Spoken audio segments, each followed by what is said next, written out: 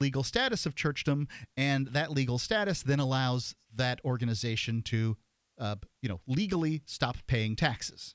And I don't think it's about the taxes for the town either. Let me make my case. So the town likely, if I was to say, tell you what, you give me the parsonage status, and I'll give you the full property tax bill and $500 a month. $500 a year. $500 a year. So $500 above my tax bill. You just go ahead and give me that parsonage status. They're not going to do that. And the reason is because they feel like, it's never been done. We don't do this. This isn't the way things are done. Whoa, you can't do that. Like, it's all about legacy. It's all about the way things are done. Does that sound right to you guys? We have procedures. We must follow them. So it's not about what's right or wrong. It's about procedures. So I had one of the selectmen guys, and this is a friend of a friend. I mean, this isn't some guy I hate by any stretch of the imagination. He says that he has sympathies for my position, but that he's going to have to vote against it every single time because, well, he has to represent the interests of the town, of the people of the town. Apparently, the interests of the people of the town, because I pointed this out, is that it's not that I don't want to pay for your fire department that I've never used, your police department that I've never called to my house, your library that I've never checked a book out of. Fire department that you volunteer for. And have saved people's homes, mind you. It has nothing to do with the roads in my town that are mostly communal driveways anyway, bridges or, the town clock that I never see. All this is about for me is not paying the specific amount to the town's school. That's all I don't want to pay. Now remember, I have a 7-year-old, and I have to educate him, and then I have to pay for other people's kids' education too. They're stealing from my kid. 855-450 free. Free Talk Live. KDArmor.com is your one-stop shop for the most affordable body armor, period. With packages starting at $169.99 and free shipping on every order. Why would you go anywhere else? KD offers soft armor and rifle threat rated armor up to level 4. Go to KDArmor.com and get your body armor today while you still can. Mention this ad and receive a free water purification kit for a limited time with any body armor package. Go to KDArmor.com. That's CATI-armor.com. Come and take it. It's time to kick some ash because cigarettes have met their match. Smokers are switching to Vaporite e-liquid by LeSig because when you kick ash, you kick tar and smelly smoke too. LeSig smokes the competition with real people customer service, a 7-day satisfaction guarantee, and same-day fast free shipping. Become a vapor today at LeSig.com, spelled LECIG.com. LeSig e-cigarettes. Kick some ash.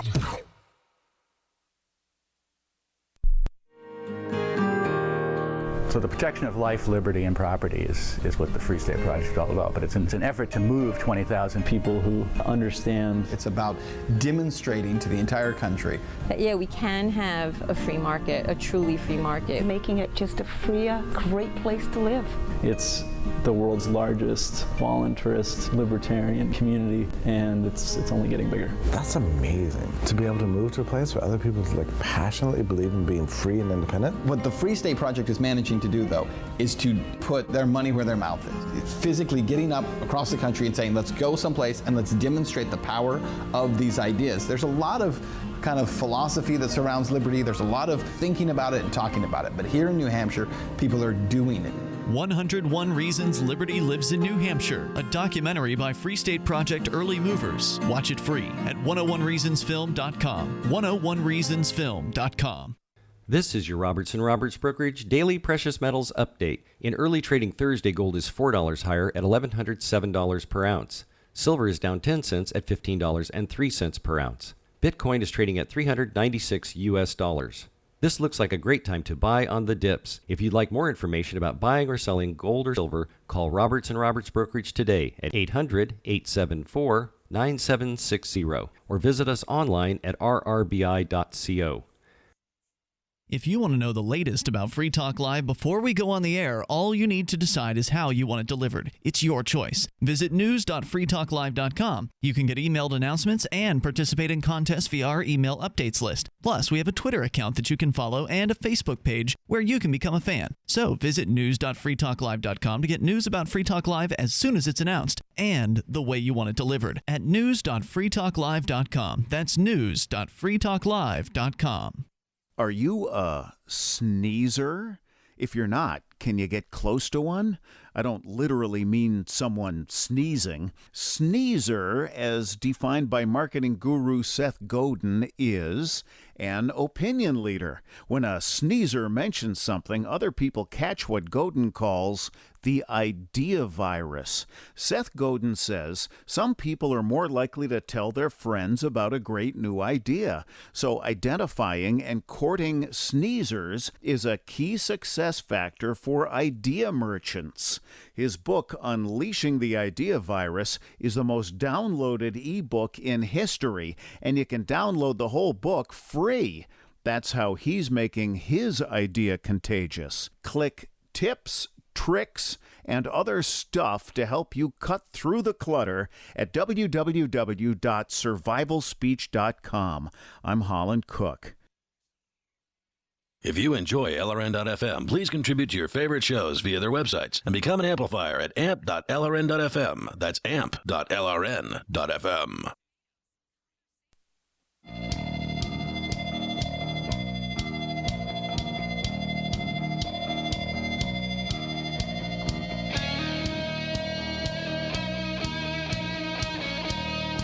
It is Free Talk Live, and you can call in at 855-450-3733. I'm telling sort of what happened to me at a selectmen's meeting today regarding the house in which I inhabit, which is owned by an organization called the Church of the Sword. And I'm trying to come to grips with, I'm trying to understand how people think. Because I get that, maybe I think differently. Different people think differently. And I just can't understand why these folks won't come to the negotiating table. I don't understand why they stick with their position. And by the way, it's Mark with you. And Darryl. And Johnson. And so, guys, I'm asking you here. Please hop in and ask any questions about this meeting that I might have, and please help me understand. I don't know. The first presumption that you're making is that other people out there actually think. Well, they think, right? They may not be, digging down. They may I don't know that they think. Thinking. They just might act on what they've just done in the past. Like you do it this way. Okay. Well, doing, remembering what you did in the past and doing that thing is a form of thinking. Debatable. It might not be conscious thinking. Sure. But it is a form of thinking. Breathing is a function that your brain subconsciously thinks. Actually, I think that's one of those things that can be done with the brain stem, not actually just, you don't even need the like whole brain. Like the amygdala. Right, but it's part of the brain. Thinking. It's part of the brain that is doing a function that is causing you to breathe, and it's causing words to come out of my mouth. Whether or not those are passing through whatever filter of Darryl that doesn't make any sense, it's still happening. Here's something you don't have to think about. You don't have to think about whether or not you want to save 20 to 40% on the things you buy every single day. Everybody wants to save that kind of money. And that kind of money. Good luck getting 40%, though. Hey, I've got to save 45%. Wow. On what? How? At saveitpurse.com. It was something that we had no expectation that we were going to get it anytime soon. My son it was a Lego, right? Mm-hmm. And he had to save some money to get to it. Right. So he had a certain amount of money already saved. And I recommended to my wife, just put it up there. And then as he saves more money, he can raise the amount. And at some point, we'll find the parity and somebody will pick it up and it'll go. Right. Within a few days, when he had saved some more money, she went in to change the account and someone had already picked it up. Wow. And it was shipped to the house the next day. So he saved 45%. I almost feel like 45% is too much to save, but I understand how, why people would choose to do that. Yep. nonetheless, you can save that kind of money by going to saveatpurse.com and signing up for an account. You need Bitcoin. That's the catch. Bitcoin's been on a real tear. I believe now is the time. This is when we're going to look back historically and say, this is when Bitcoin went mainstream. Everybody, a large amount of people in the United States understand and know what Bitcoin is. Now, and they think, fine idea, whatever, But when you realize you can save 20 to 40% with it, then it becomes a great idea. Saveatpurse.com to get your account, fund it with Bitcoin, and then start saving. Saveatpurse.com. And that's the word "at," not the @sign. That's because correct. Apparently there was confusion about whether you emailed this thing, and no, it's not an email address. You save at purse, all one word. So I want to go into that risky territory, Mark, where, because there's something I want to talk about, because I've been buying a lot on Purse recently, and I got angry. I got pretty angry at Purse, but they've made up for it. So, it's I'm going into the risky territory, but we can say that they have addressed it to a certain extent. Yeah, I've heard other listeners that say that things didn't go exactly the way that I'd hoped, and then Purse jumped in and addressed the issue. Yeah. So, my issues were with. Well, Purse. I'd like to finish up my story before you tell your customer service adventures. Okay, well, it's in regards to Purse, so I kind of felt like since we're talking about Purse, but if you want to interlude with your every business is going to have issues, and if they jumped in and solved them for you, I think we're in good shape. Did they? Sort of. Not yet, but they said that they will in the future. Well, they're working on solving them for you. So anyway, we're going back to the situation with the Church of the Sword. I went in front of the select board. I told them, look, I understand your guys' position. I want to come here and I want to negotiate. And here's my negotiation. I'll sign a piece of paper that says that I'll pay your whatever portion. I'll pay the non-school portion of the property taxes, and we can call my place a parsonage. If you've got some other way you want to negotiate, I'm open to that. I'm just here to talk. And basically they said, we're not negotiating. It's our job to represent the people of the town, and so in order to represent them, we must keep you as our serf. Because that's essentially what you're saying. When you say that I've got to pay to send other people's kids to school, but nobody's going to pay to send my kid to school, that we have to fund this particular school, which nothing against the school is not as good as other private schools in the area. Their government school isn't as good as private schools. This is common everywhere. I'm not saying it's a bad school. I'm simply saying that it's the worst school in a given geographic area that's full of pretty good schools. And it costs the most.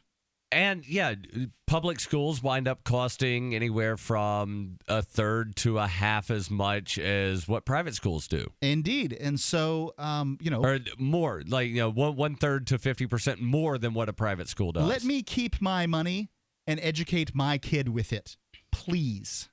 That's all I'm asking from you people. And the answer is no. You want your kid to get educated? Send them to our crappy school. Right. That's the answer, right? Like, this is all they can say. And why? We have sympathy for your position, but... or we'll take your house and shoot you. It's like, or we'll take your house, or if alternatively, if you don't want to give us your house, we'll shoot you. Well, that's what it comes down to, right? Well, that's what property taxes is. They'll sell your house on the open market if you refuse to vacate the premises. Vacate the premise. They'll send the sheriff's office to get you out. If you hold up against armed people that are attempting to kick you out of your home, they will kill you. Yeah, that's what they'll do. That's what the escalation of violence is. At no point will anyone take responsibility. Oh dear, we made some decisions that killed a family. They'll say, my God, these people, what are they thinking? These people are insane. These people are crazy. They refuse to pay their taxes. What evil people they are. We employ armed individuals to make sure that people don't do this crap. And then somebody stood up to them. Right.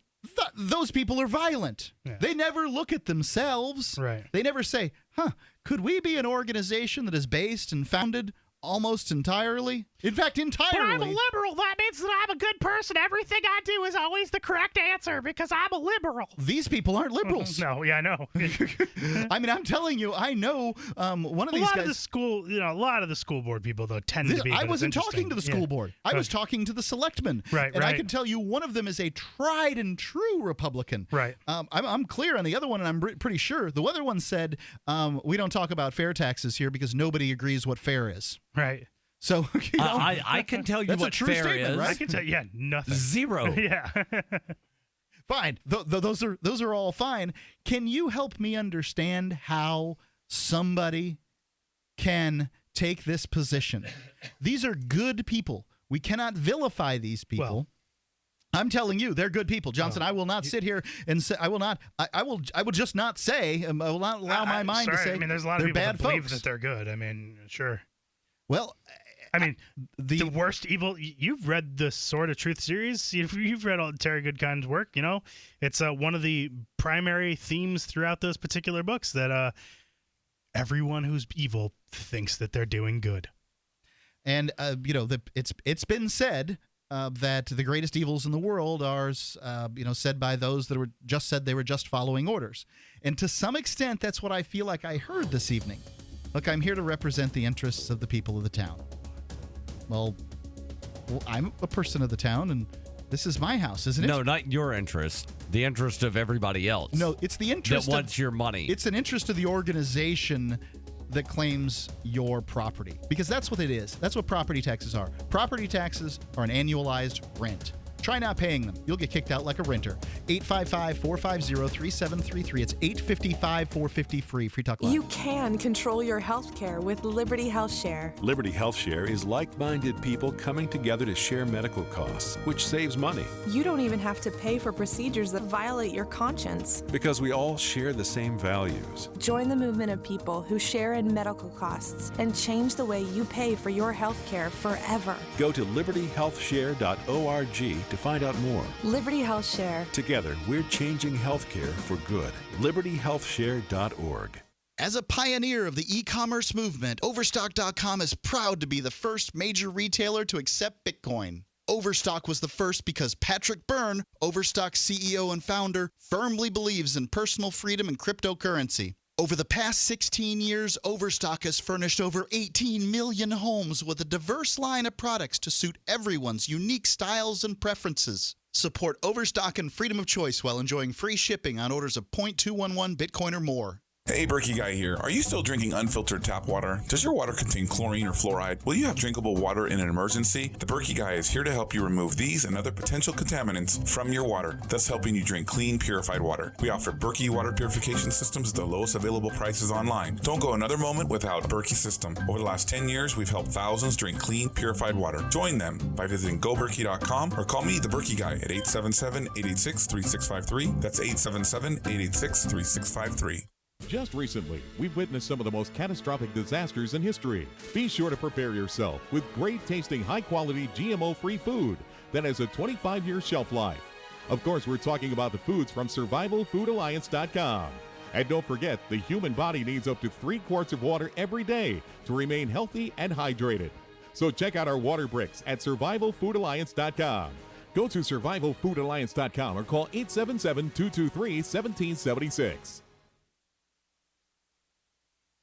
Free Talk Live. Some old codger Republican is screaming at his radio. This is not a democracy. Yeah, we don't live in a democracy. We live in a republic. And to that guy, I just take a deep breath.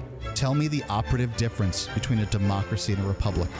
Well, we elect representatives in a republic. That's true. And you respect rights. A direct democracy certainly is a democracy where everybody gets a vote. But tell me about this respecting rights thing. What other republic, in fact, respects rights? The People's Republic of China. Right. So this idea that we live in a republic is really just fallacious. It's just some term that someone's come up with. In Greek, democracy means of the people. Republic in Latin means for the people or something. Don't forget the Democratic People's Republic of Korea. That's a republic. Right. There's another republic.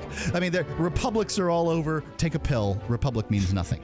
Free Talk Live, 7 nights a week from 7 to 10 Eastern, live on the Liberty Radio Network at LRN.FM. Here's a chance to do a little activism while you're cruising Facebook, Twitter, or Google+. Between the LOL cats, the recipes, the hot girls, and the inspirational sunrise memes, Free Talk Live's posts pass by your newsfeed. Like them, comment. It gives us more exposure. If you don't see our posts, click like at facebook.freetalklive.com and then hover over it to click Get Notifications. It's an easy way to spread the ideas of liberty a bit further. I know you're busy, but you can spare that 1/10 of a calorie it takes to click on something. facebook.freetalklive.com. My name is Jacob Hornberger. I'm president of the Future of Freedom Foundation, which Congressman Ron Paul awarded for having an outstanding freedom website. Write us at fff@fff.org, and we'll send you a free 3-month subscription to our monthly journal of libertarian essays and our booklet, Economic Liberty in the Constitution, which George Mason University economics professor Walter Williams praised in a recent column. That's fff@fff.org. You can put the Liberty Radio Network on the air in your area. Visit broadcast.lrn.fm to learn how. Broadcast.lrn.fm.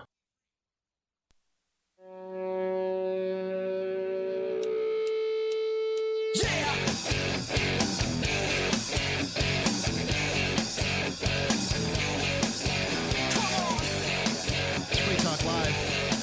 You can call in and talk about whatever's on your mind. The number's 855-450-FREE. We're talking about, to some extent, this selectmen's meeting that I went to today, and tried to convince. I've got a case going on, but I tried to convince the selectmen to negotiate. And I brought out all my sort of stock logic here that I use on the show.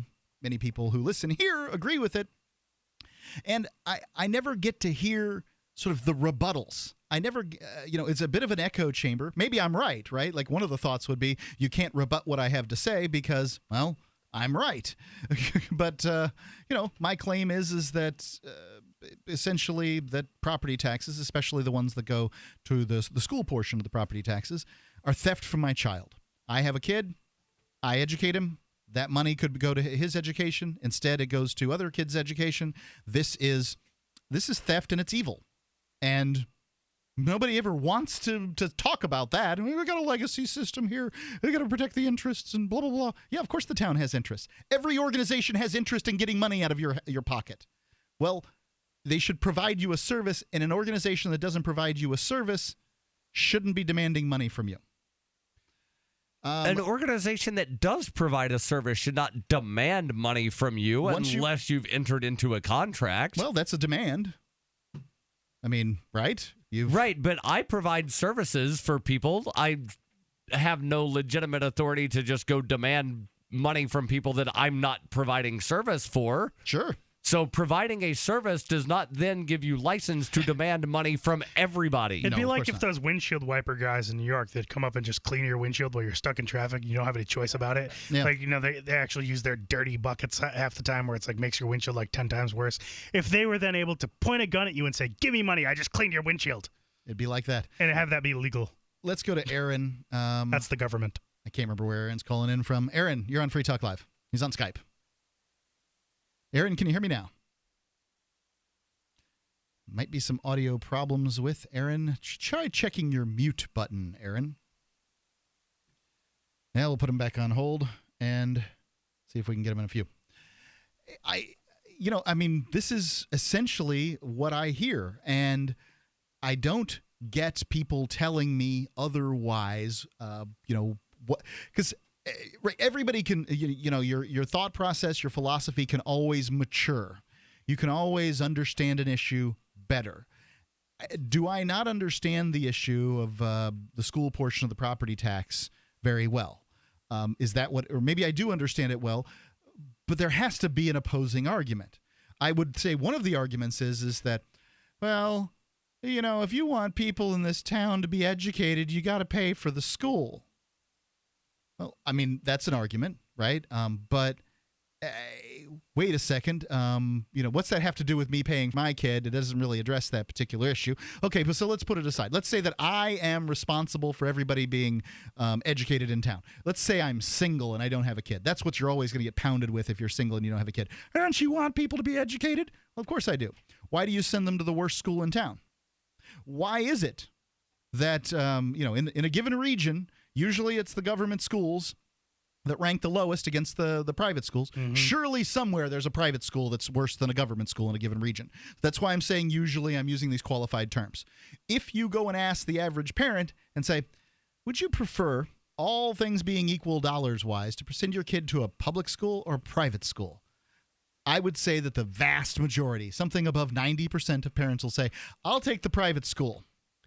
Without even knowing anything else about it, just the term private school. You just don't want your kid to be socialized like a normal person. If they were socialized normally, they'd be able to just go to the school that most kids are going to. Right, as though there's anything normal about kids in public schools. When the kids are all forced to be together, that's how they learn to get along in a normal society. Right, Mark, I think you're speculating, and I don't know if it's an intelligent speculation. And the reason I say that is there's a town here in New Hampshire that just got sued by the Attorney General because they had a voucher program to where they said you can send your kids to the Montessori school. Sure. They have 37 school-age children. 5 of them are going to the Montessori school, which is nowhere near the 90% that you speculated would take the private school over the public. Yeah, but they, so in this town, you're talking about Croydon, New Hampshire? Yes. Where are they taking their vouchers? The school district is giving the money to the school that the children are going to. Right, I understand. Where are those parents sending their kids otherwise? If they're not sending them the vast majority are sending them to the government-run school. Is that because they're getting a school bus run by their house and the Montessori doesn't offer one? I don't know about school buses. Right, school buses are a really big part of why people send their kids to school. It's because they're, it's a pain in the butt to get your kid from location 1 to location 2. When my son was going to nursery school 3 times a week, my wife would get up before I did to go drive him there and then be back, after I had gotten up and sort of done some of my chores. It's a big pain in the butt. There wasn't going to be a school bus go there. So now my private school, it has school routes and school buses and those kind of things. So we were able to, it was 6 1/2 dozen of the other as far as the school route went. So I can't say in this circumstance without knowing all of those, all that conjecture. But I'm still going to say that most parents would be likely to, all things being equal, send their kid to a private school. So, I mean, there you go. When it comes to this funding route of private schools versus public schools, let's try Aaron again here. He's thinks that he's got things handled. Aaron, can you hear me now? Yep, I don't think that's working out. It's probably the sound card on that computer. I can check on it top of the hour. Okay, well, regardless. Public schools, to me, are just theft from the parents that are willing to educate their kids in other ways. That $2,500, $3,000, whatever it is that I pay towards that school could go to educate my kid. Maybe we'd take some field trips. Take some, where you can go to an aquarium and learn some things. Who knows what we would do with another $2,500 at my house. But it's pretty obvious that this just comes down to supporting the teachers' unions, supporting this institution, and not even kids' education. Because if it was about kids' education, they'd give kids vouchers and send them to private schools or whatever the parents want to, however the parents want to educate. Right, and the argument made by the Attorney General's office in their lawsuit against the Croydon School District is that New Hampshire's Constitution does not allow taxpayer dollars to go to private entities for educational purposes. Right. New Hampshire's Constitution says that we should share education. It says nothing about public school. That's it, right? Like this is It also mentions funding seminaries. It's this is what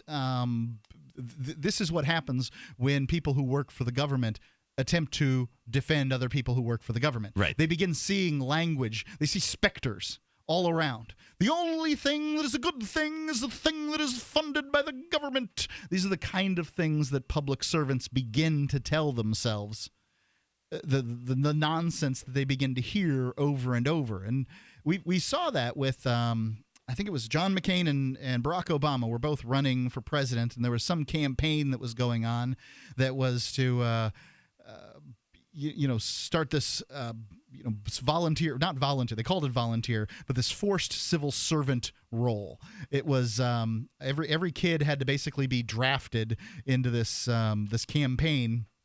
Barack Obama actually said he wanted to create a civil corps that was as big, as strong, and as well funded as the military.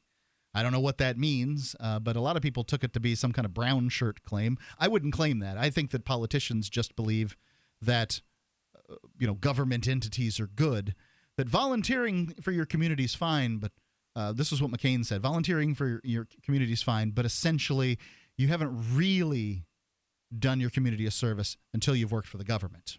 And that he wanted everybody to get an opportunity to work for the government, to know what being a lazy, shiftless bureaucrat is like. Yeah, I think people should be productive instead of working for some unproductive, parasitic organization. I've got an article here that sitting in my show prep that says that people who do the same jobs in the private sector, people who do the same jobs in the public sector get paid 45% more than those who do it in the private sector. Over and over again. I mean, just think about a security guard versus a police officer. Ultimately, what do they do that's different? Right. I mean, one of them gets to shoot your dog and throw you in jail without having any repercussions. Oftentimes, that's the case. There's a aspect of, I suppose, you need to know a little bit more sort of criminology, some more laws as a police officer than you do as a security guard. But they make them up half the time. Your thoughts, 855-450-3733. The new 4th edition of Healing Our World, The Compassion of Libertarianism, will take your understanding of liberty to a deeper level and has over 1,300 updated references, new cartoons, and a foreword by Dr. Ron Paul. With discounts for multiple book purchases, the new Healing Our World is a great gift this Christmas for the liberals, pragmatists, environmentalists, and Christians in your life who think libertarianism is cold-hearted. Get yours today at healing.freetalklive.com and use promo code FTL for a $5 discount. You can control your health care with Liberty Health Share. Liberty Health Share is like-minded people coming together to share medical costs, which saves money. You don't even have to pay for procedures that violate your conscience. Because we all share the same values. Join the movement of people who share in medical costs.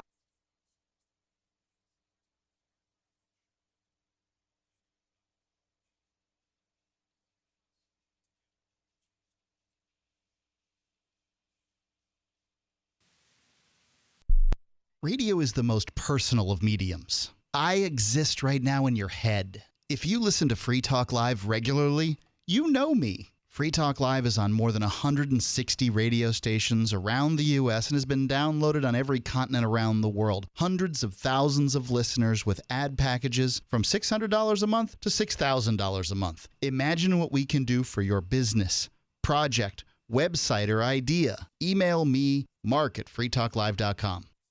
So you've heard all 3 hours of the latest episode of Free Talk Live, and you're still hungry for liberty-oriented audio content? Did you know that we have another 24/7 audio stream at LRN.FM? The Liberty Radio Network airs the latest episodes of some of the best liberty-oriented podcasts on the internet around the clock. In addition to recorded content, you'll also hear live shows like Free Talk Live, originating from our Keene, New Hampshire studio. So listen anytime at LRN.FM. That's LRN.FM.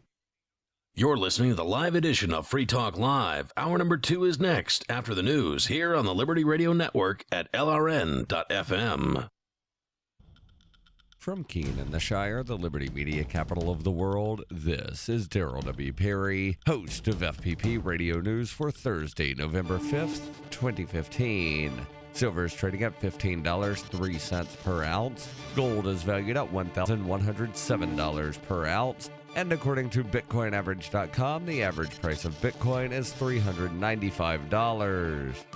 Antiwar.com reports Pentagon spokesman Colonel Steve Warren on Wednesday announced that the U.S. intends to carry out more weapons airdrops in the Hasakah province of northeastern Syria, claiming the Democratic Forces faction has achieved massive gains in the weeks since they dropped their last batch of arms there. The Democratic Forces have been hyped by the U.S. as a major new force against the Islamic State, though most analysts agree the group exists in name only and simply refers to the Kurdish YPG and a few mostly irrelevant allies. Interestingly, the U.S. claim of success is the first claim that any major territory has changed hands in Hasakah recently. Warren said the territorial gains validate the program and that the U.S. intends to send more weapons to reinforce success, though again, the claim of territorial gains does not appear to be verified by any other source, and even the Kurds aren't claiming any new victories in the area. The planned weapons drops come amid talk of the U.S. embedding a handful of ground troops in the Democratic forces in the area, which suggests the intention of throwing more arms at the group is actually in part an intention to prop up the YPG forces ahead of embedding with them.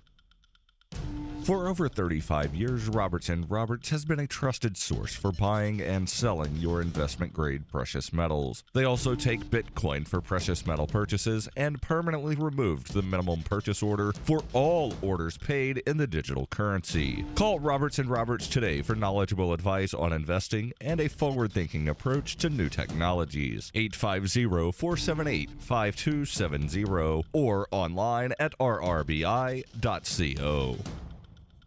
UPI reports Janet Yellen, chair of the Federal Reserve, suggested on Wednesday a December interest rate increase is a possibility. She told the House Financial Services Committee in Washington, "At this point, I see the U.S. economy as performing well," adding that domestic spending has been growing at a solid pace and called a December rate hike a live possibility. The Fed's Open Market Committee cited strong rates of household spending and business investment, adding it will consider raising interest rates at its next meeting, scheduled for December 15th and 16th. In her prepared statement on Wednesday, Yellen emphasized the comprehensive nature of Federal Reserve reforms since the 2008 economic crisis.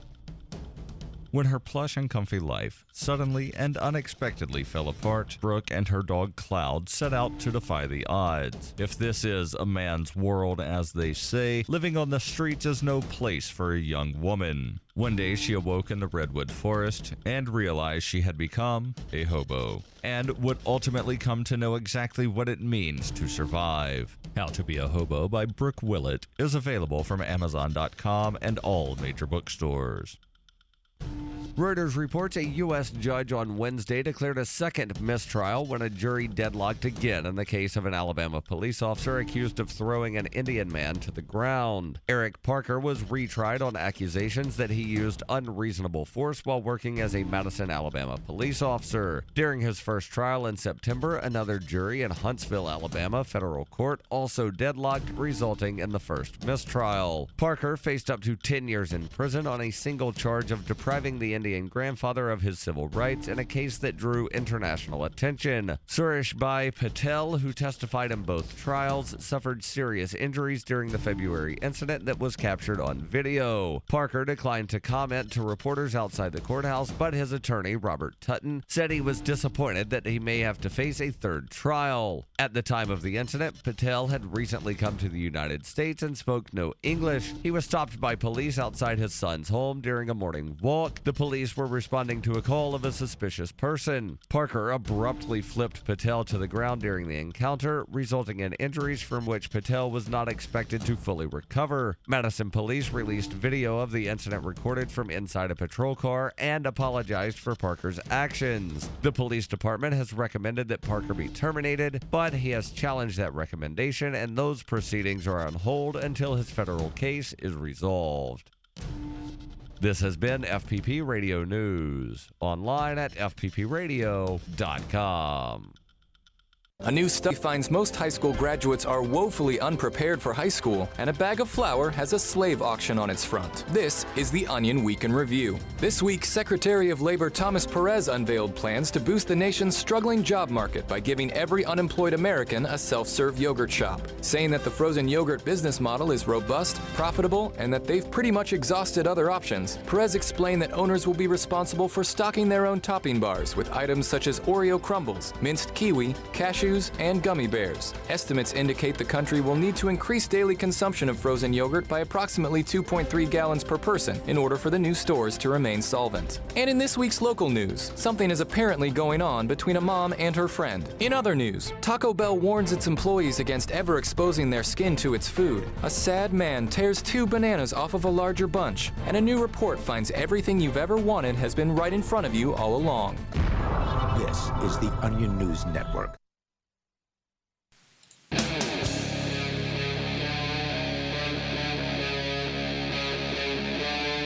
Free Talk Live.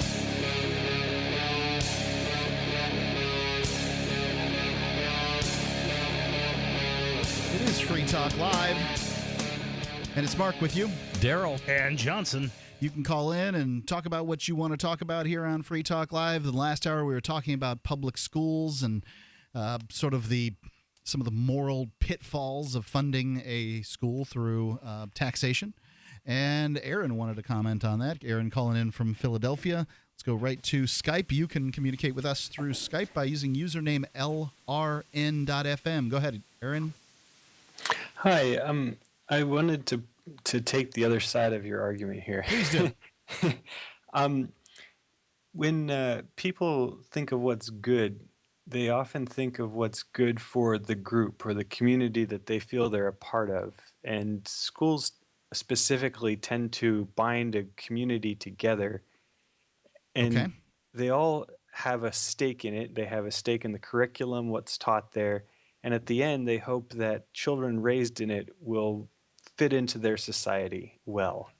And they don't want your child to be taught some strange religion or to be taught anarchism or something that's going to cause them to be a burr in the side of the community. Now, let me sort of counter some of the things you're saying here. You said that I guess you're meaning the community, has a say in what's in the curriculum. They believe they have a say at the very least. And what I was going to say is generally they do not. It's some group of people that are either elected or appointed that sit down behind closed doors and determine what the curriculum is going to be, or they get dictated from a state agency or the federal government what the curriculum is going to be.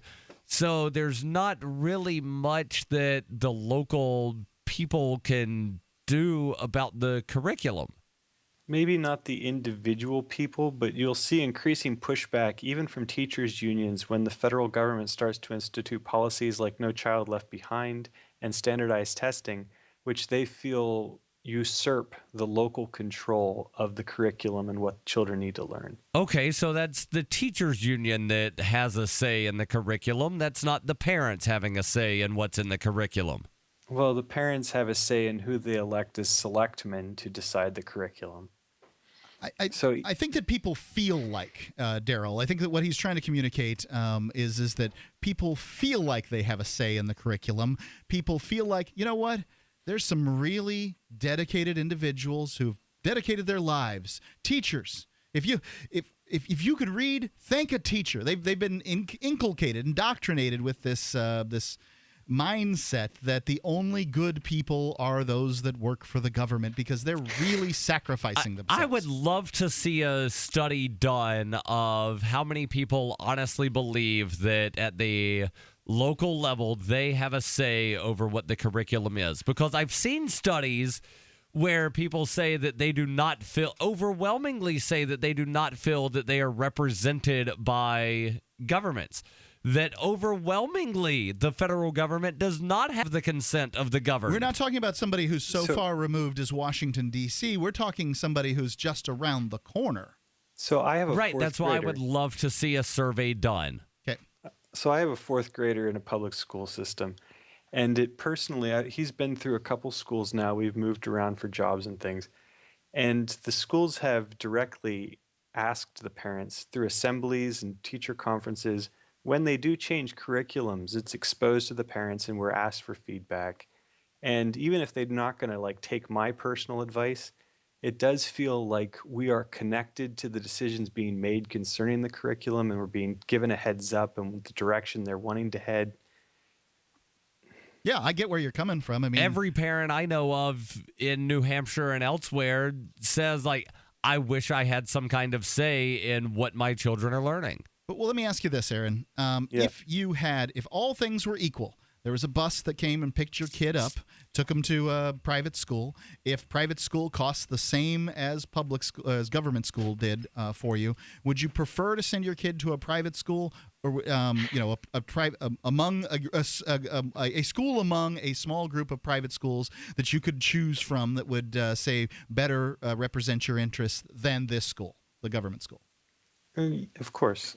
Okay, like this is the only thing I'm saying is I'm trying to get people to look at government school. I agree with you that parents often that it's flag waving mostly. It's tribalism is what it is. Exactly. This school is the Deansboro school, and I'm a Deansboro resident, and if you don't like Deansboro, get the hell out. You get out of here. You don't like Deansboro. Right? Like, it's just Where is Deansboro? Deansboro is an imaginary place that I'm talking about right now. But this is how people are. Like, they're just like, oh, I can't believe you don't have to go to our Deansboro school. All you have to do is get you and your stinking anarchist kids out of here. Right? That's where people come from. And you can either choose to fit into that model or you can choose not to fit into that model. But I can tell you that in my town, there's a little town's coffee shop where the oldsters go in the morning to talk about people. And apparently, I have been the topic of conversation more than one time because I don't want to pay to send other people's kids. When I have a kid who's 7 years old, I don't want to pay to send other people's kids to their government indoctrination day prison. Now, I will say that their government indoctrination day prison is probably significantly better than the other government indoctrination day prisons, and that the private school that I went to, frankly, wasn't that much different, except that they taught the Bible, than these schools. That there's not that much difference. But that I do believe that I can get a better education out of a private school education than I could out of a public school education. And certainly, I believe I can get better from homeschooling. Go ahead, Aaron. Absolutely. But when you talk about what's good, and I think of the Neanderthals, they had, 20% larger brains. And from our evidence that we see, they seem to be more peaceful. So you have these peaceful people that don't quite agree with everybody else or using force, and they're smarter than everybody, and they're extinct. That the people who can fit into the groupthink mentality and organize into these mega structures are just going to win. It's an evolutionary advantage. I don't know if you could say that Neanderthal is necessarily extinct. I think that they live on as part of Homo sapien. A small minority of them did interbreed, and we do have some of that continuing on. But Mark, didn't you say that you had some Neanderthal it's DNA? Like 2%, but yeah. I happen to know Aaron's occupation, and this is not ice upon which you wish to tread, Darryl. So I would ask you this, Aaron, when it comes to Neanderthal DNA, since we're on this topic, who raped whom? Was it the Neanderthals raping the Cro-Magnons, and that's why I have Neanderthal DNA? Or is it the Cro-Magnons raping the Neanderthal gals, and that's... Why do you think it was rape? It ain't love at first sight, pal. What do you think it was, Aaron? It seems that based on, there's a certain type of DNA, mitochondrial DNA, that's only inherited from the mother. So it seems like it was, primarily we have the non-Neanderthal mitochondria. So that would indicate that it was the male Neanderthals that were taking the other woman. The big-brained, peaceful Neanderthal males were raping so maybe the, not quite the little-brained as peaceful. Cro-Magnons. So maybe not Your quite as narrative is peaceful, falling apart. But they were larger and smarter. Yes, I got you. I see where you're coming from, and I do tend to agree that people who can organize better are going to do better than people who cannot organize better. And this is one of the things that I think Rand Paul is feeling right now, right? Like his dad brings a whole bunch of people to the ideas of liberty. Yeah. 6 months later, they become voluntarists and refuse to vote. And so, and who's going to lose? Well, Rand Paul is. Congratulations, Ron Paul. You've created a bunch of non-voters, people who don't want to organize. Aaron, I thank you for the call. Yep. 855-450-3733. It's 855-450-FREE. Free Talk Live. Rapey Neanderthals, apparently. 855-450-3733. Free Talk Live or LRN.FM on Skype and sound better. Sound as good as Aaron. 855-450-FREE. Free Talk Live.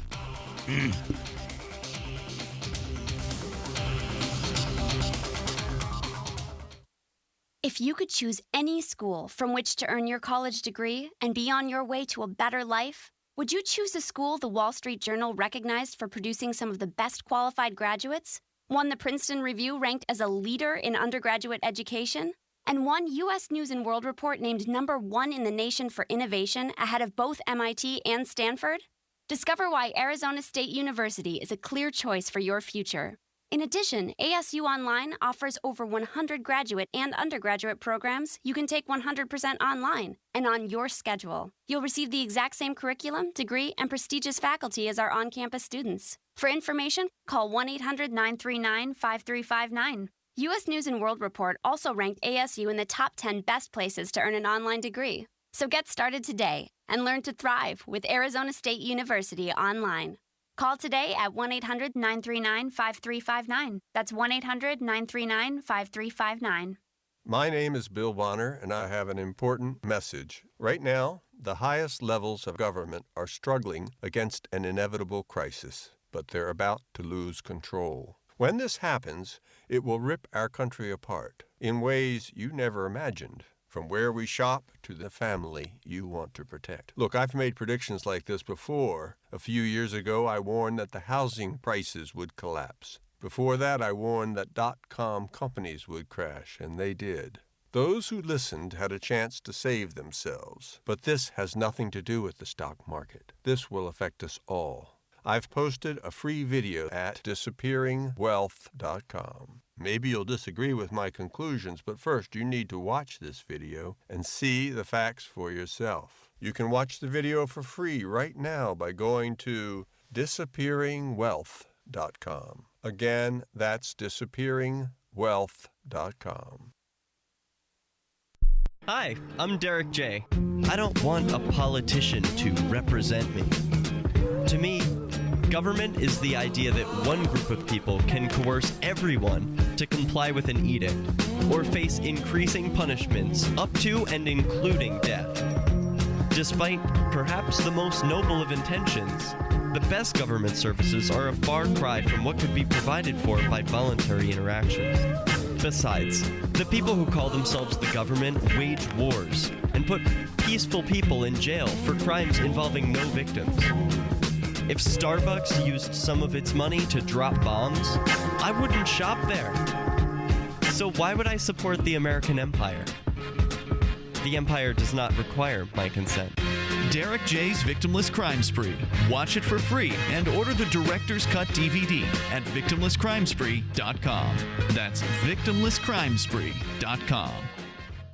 LRN.FM is proud to announce our official listening apps for Android and iOS devices. Now you can easily tune into our streams anywhere, anytime on your smartphone or tablet. Just visit apps.lrn.fm or search for LRN.FM in the Android or Apple app stores. Please download, rate it 5 stars, then share the link on social media, and let your friends and family know how you're listening to LRN.FM. Download it now, free at apps.lrn.fm. That's apps.lrn.fm.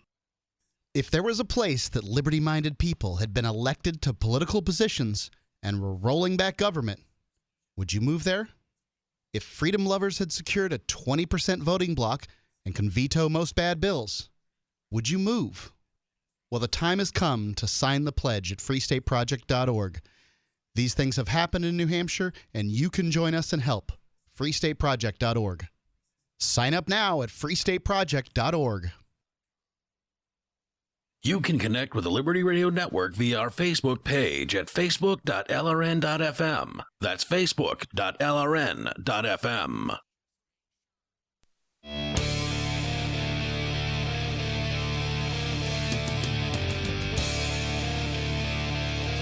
It's Free Talk Live.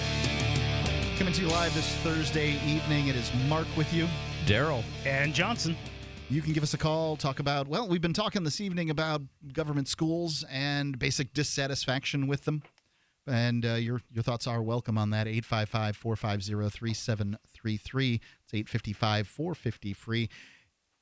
You want to use the internet, but you want to use it the way that it was meant to be used, anonymously and without oversight.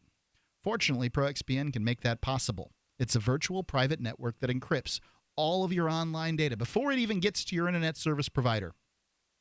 ProXPN offers OpenVPN, and that's the best network encryption you can get. They've got apps for Windows, Mac, iOS, Android, Linux. Setup's easy. And unlike other VPNs, ProXPN keeps no logs of your activities whatever. Now, ProXPN has even more users than it ever had before. Servers than it ever had before. That's giving you greater speed and security. And they've also now integrated noncli.com, and that'll mask your emails and if you have a premium account. They accept credit card and even Bitcoin. If you go to proxpn.com/amp and you pay with Bitcoin, listen to this. You get 2 years of the ProXPN service for only $49.95. So that's basically $50 for 2 years. And $5 of that purchase goes to the AMP program. So Free Talk Live, you can help us spread the ideas of liberty as a result just buying this great savings. Use the internet the way it was meant to be. Go to proxpn.com/amp, pay with Bitcoin, and help spread the ideas of liberty and take back your privacy. So I have an inane question about the copy in that ad. You know, it says they keep no logs, whatever. I said whatsoever. I said whatever. They say whatsoever. They say whatsoever? Yeah, you say whatever. Why do you do that? Whatsoever seems to me to be the correct. You've said that a couple times. It's bothered me on a show. I don't in like the word whatsoever. What? It's the right word to use there. You back that up with facts. Let's go to Dion calling in from Arizona. Dion, you're on Free Talk Live. Dean in Arizona. Okay. Yeah. Well, I got to say that I have the wrong glasses on tonight, so it could very well that they may have typed the right thing here, and I just can't see it. I just had a couple of comments. Really got me going when you said that people working in the public sector are 45% ahead. They get paid more. In pay from the private sector. Yep. And I can remember when I was growing up in the 60s, one of my friends, his dad worked for the city as a maintenance worker. Okay. And another friend of mine, his dad had a pottery shop. Well, the guy that his dad worked for the city didn't want to even tell anybody that his dad worked for the city. It was an embarrassment. It was kind of like the dog catcher job. I mean, it was almost rather be panhandled on a corner than working in the public sector. And the guy that his dad had a pottery shop, he couldn't say anything bad enough about being on the public tee. You know, if you had a government job, you were on the public tee. Yeah, I think that things have changed about how people view that stuff. Wouldn't you agree? They changed somewhere. Yeah, they sure changed did. Drastically somewhere. Yeah. So, and the other comment I want, it was a statistic from I think 85 or 86. I read in the Los Angeles Times. Okay. So it's a 30-year-old statistic. But back then, the average wage of a University of California professor was less than the average wage of a California prison guard. The professor was making less than the prison guard. That's pretty pretty impressive. Now, one thing, they've got a trick in the universities. What they're doing now is most professors aren't getting tenured anymore. What they're doing is they're hiring what they call adjunct professors, paying them less. And this is some way that they're able to push money around and build nicer buildings and fund the sports team and stuff like that. Huh. So of the people, myself, I went to a private university. Okay. And let me tell you, when I graduated, they had the recruiters lined up. I had a job all lined up 3 months before I graduated. They made sure everybody got a job that wanted one. Now when it comes to private universities, there's basically aren't any private universities any longer because they all accept government money. There's one called Hillsdale College out there that doesn't accept any government money, but that's really the only one, and they do it for sort of philosophical reasons. You can imagine most people, if given the opportunity to say, hey, do you want a government grant? The people are like, yeah, give me a government grant. Do you want some free money? Right, and people say absolutely. You like money? I like money too. I can't believe you like money. Thank we you, should Dean. hang out. Appreciate it. 855 450 free. So, so I'm on my fire department sort of board, right? And we make decisions. We've recently been given a grant to get some new uniforms. We need new uniforms. There's no doubt about it. We're running around with uniforms that have heat damage on them. Some of them are 25 years old. They're old uniforms. We need new uniforms. But they've been given a grant by the federal government. Our town is not going to kick out for these uniforms, certainly not all in one go. And I got to say, I'm going to go there and I'm going to get fitted for my uniform because, gosh darn it, I want one of these new uniforms too. So the government's handed out, little spoonfuls of sugar for everybody.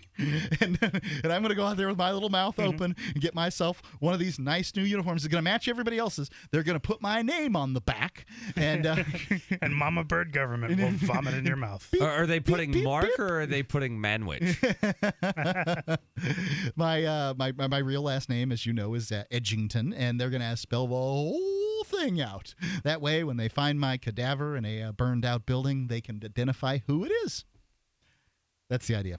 Not that I think any of us have been put in any danger by being burned up. I think it comes with these volunteer fire departments. We've never lost a cellar hole. You get that joke? I think that's a fireman's joke. Yeah, I have no clue. It means that the house, in all likelihood, is burned down, but the cellar hole, which is made of rocks and concrete, is still intact. Right. So never lost one. Anyway, I think it's kind of interesting that even I, this principled guy or whatever, I'm willing to take the the uniform that's paid for by the government handout. Sure, yep, I need a new uniform, and you guys are handing it out.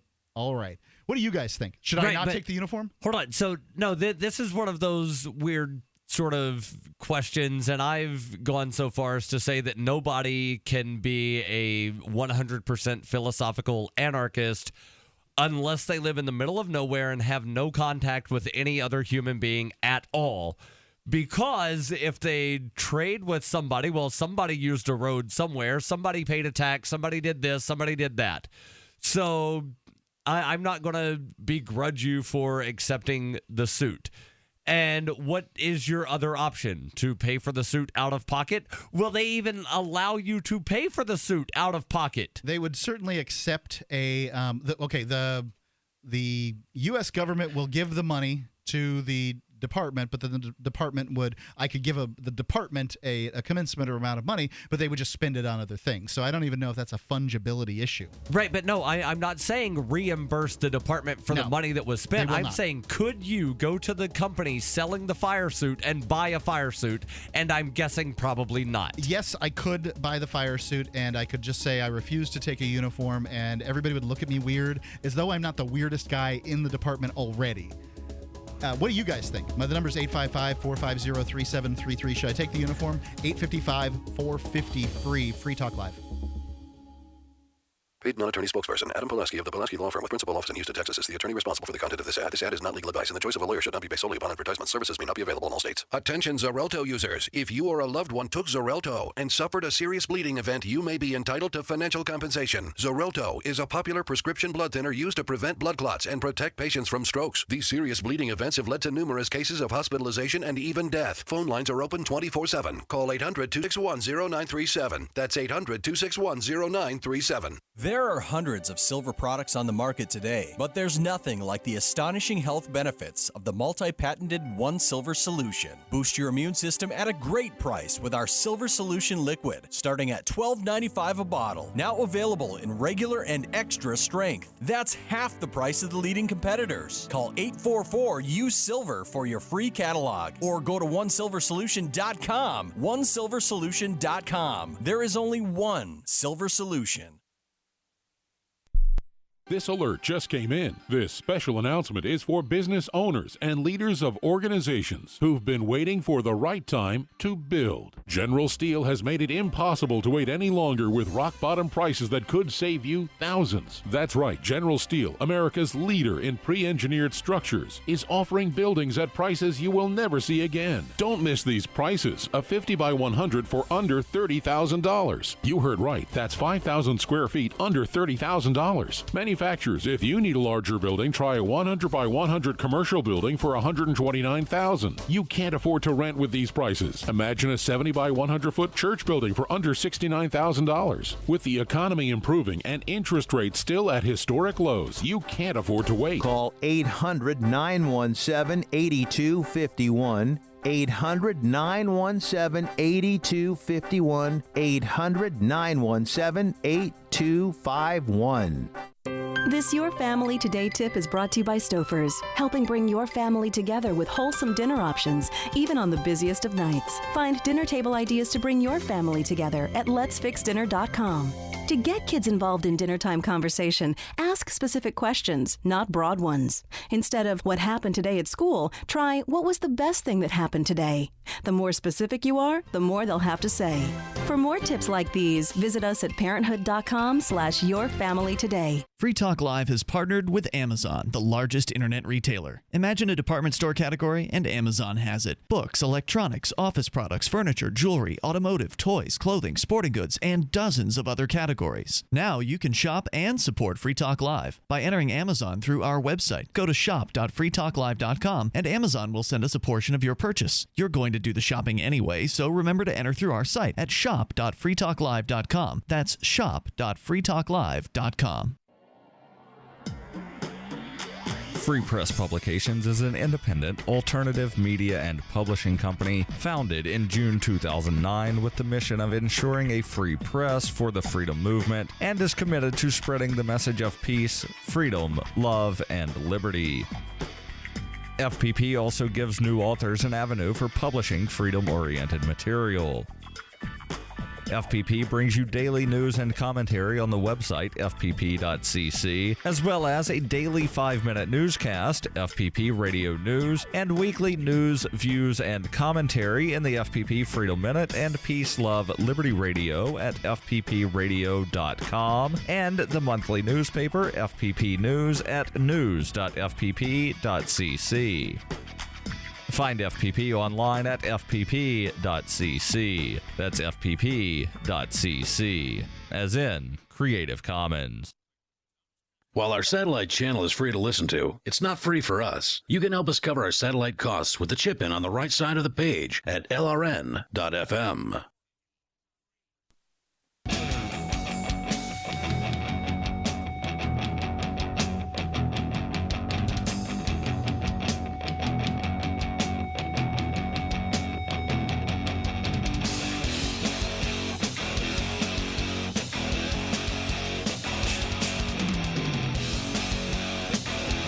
Talk Live, and the numbers 855-450-3733.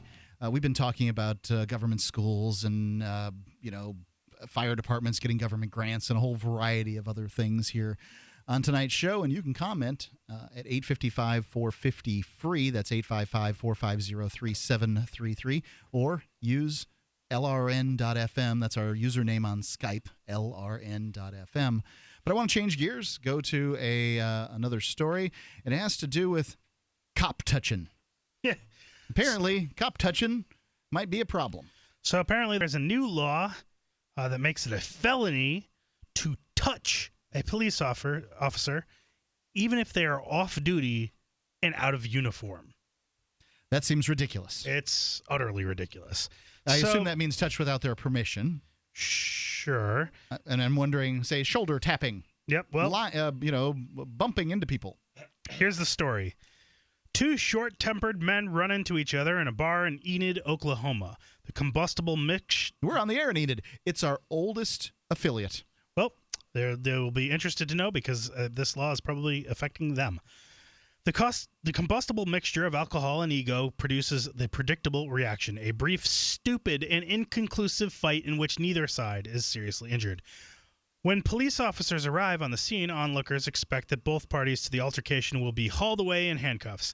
However, after one of them produces a police credential, he is allowed to handcuff the other. Oh, you got to be kidding me. And place him under arrest for a felonious assault on an off-duty law enforcement officer. It doesn't matter that the individual making the arrest might have been the same one who started the fight. Yeah. This scenario is made entirely plausible by a newly enacted Oklahoma statute that makes any assault on an off-duty law enforcement officer a felony.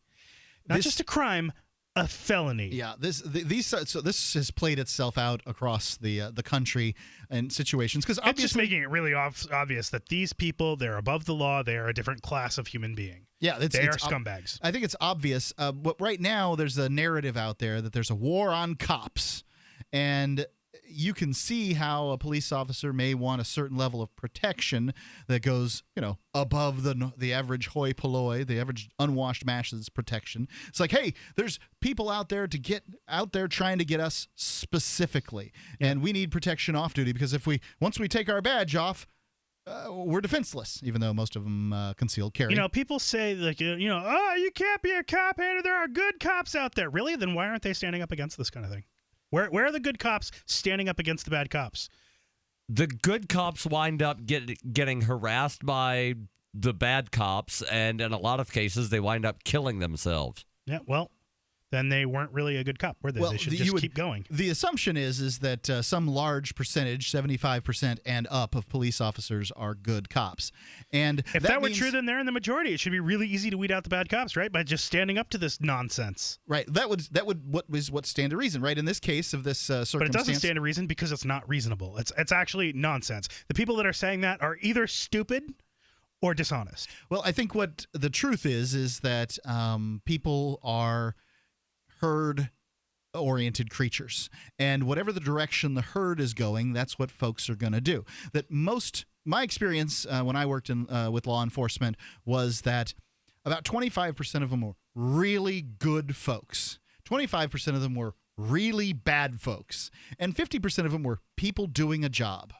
Now, when this police officer gets into a fight with another bar patron, let's just say it's equal 50-50, both are jackasses, and then the 2 police officers that show up, statistically, if 75% of police officers are good, that the chances are that one or both of these officers, since we're talking about 3 of them here, 2 of those officers should be the good cops.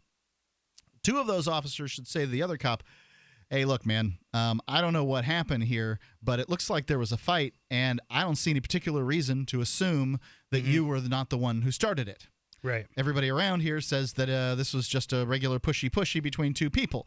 Yep. So you got a choice, pal. Because you're an officer, I'm going to give you a professional privilege. We can charge this guy, and then I'm going to charge you. Or we can drop the charges completely, and you guys can go to your corners, act like good boys. Right. That would be how like a peace officer would handle this situation. Right. But instead, there's the thin blue line. There's this cronyism that goes on. And it's like, all right, well, he's a cop. I guess he gets to decide who broke the law and who didn't. Go ahead and cuff him, Jim. Yeah. Are you too drunk? Here, let me help you cuff him. Well, the thing that makes this worse is that it's standard practice to treat nearly any physical contact with an officer as an assault. The law, which passed the legislature unanimously, always a bad sign, went into effect on November 1st. In effect, this measure extends the cloak of qualified immunity to cover every aspect of a law enforcement officer's life. Now they truly are the king's men. Yeah.